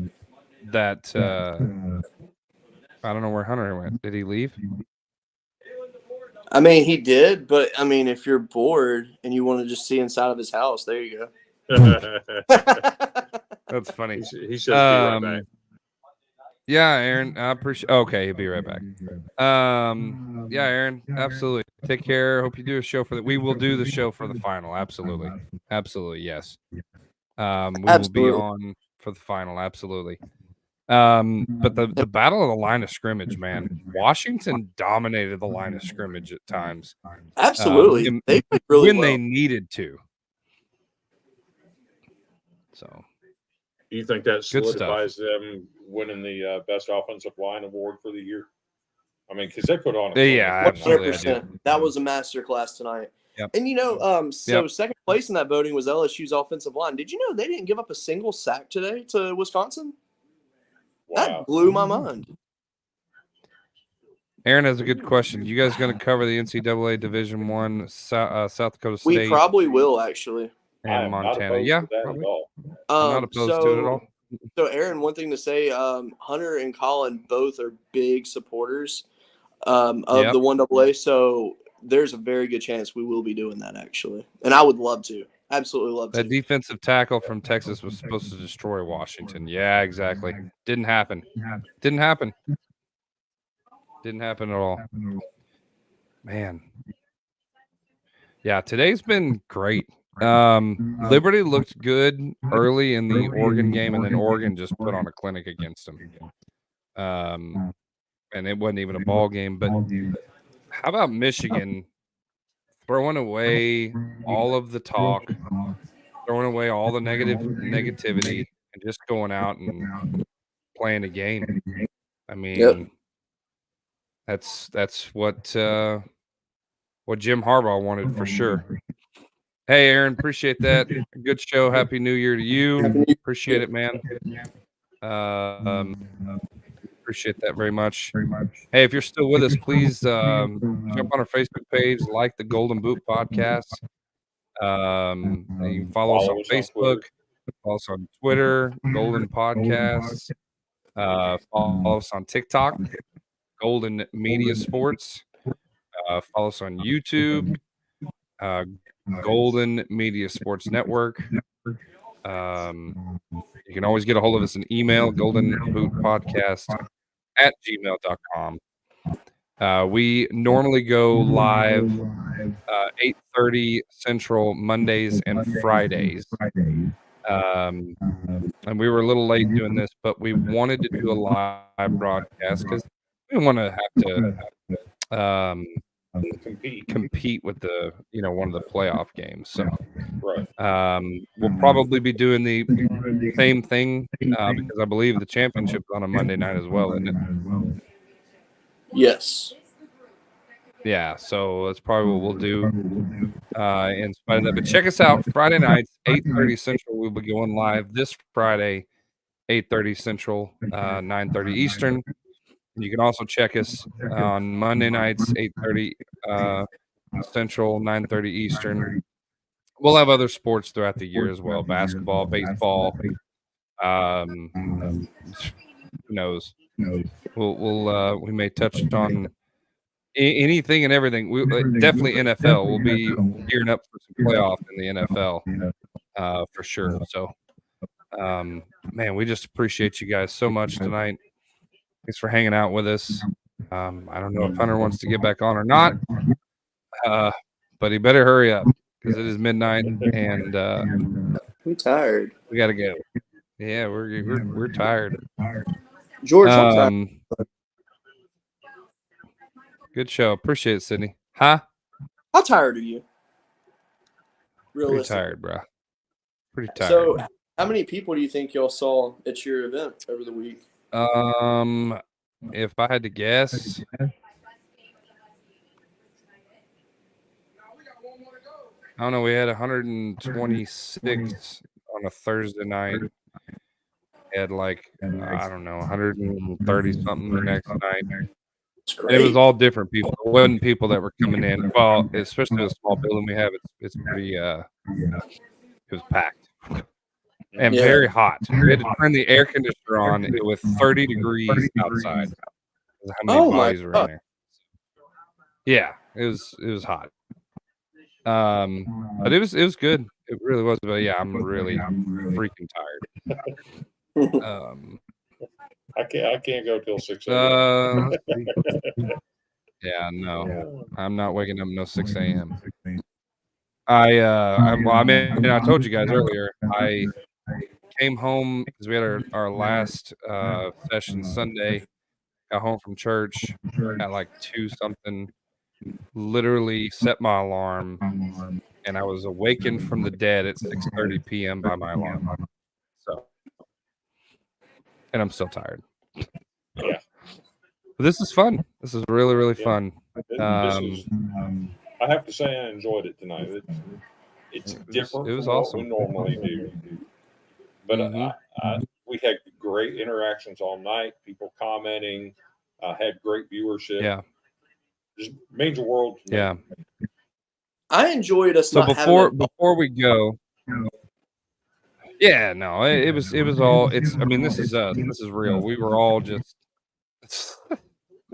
we were all just 100% unbiased call tonight. Yeah, it was easy. Pat McAfee is kissing Kirk Street right now. Yeah. All right. Well, real quick before we leave, the last thing I want to do. If you're still watching, now we know who's going to be in the national championship. Who's winning it all? Put in the comments who you think is winning it all. Is it going to be Michigan? Is it going to be Washington? I say Washington. I think we're all in agreement. I think Washington has a good chance. But drop in the comments who you want to win, who you think is going to take it. I think Washington's offense is way too much for Michigan. Now, my question is, though, while Washington's defense looked great tonight, can they stop Blake Corum? They stop Baxter. Yeah, their defense has got to play good. Sydney says Washington, but it might be close. JQ says hope Washington wins it all. Hope Washington wins it all. Okay, so here's the thing. Speed kills. Yep. Speed absolutely kills. Yeah. And Michigan does not have the team speed that Washington has. Yeah. I don't even think it's close. I agree with that. Whew. Well, I think we're all in agreement there. I appreciate everyone coming in tonight. Make sure you catch us Friday night, 8:30 Central, 9:30 Eastern. It would be a great win for Washington's program. Yeah, absolutely, Sydney. But I think we're going to go ahead and call it. I appreciate you guys jumping in. we'll do this again come the national championship. Absolutely. We'll be here. And I think it worked out great. Yeah, absolutely. That being said, everybody have a great night. Thanks for tuning in. Stay golden, everybody. We will see you next time. Peace.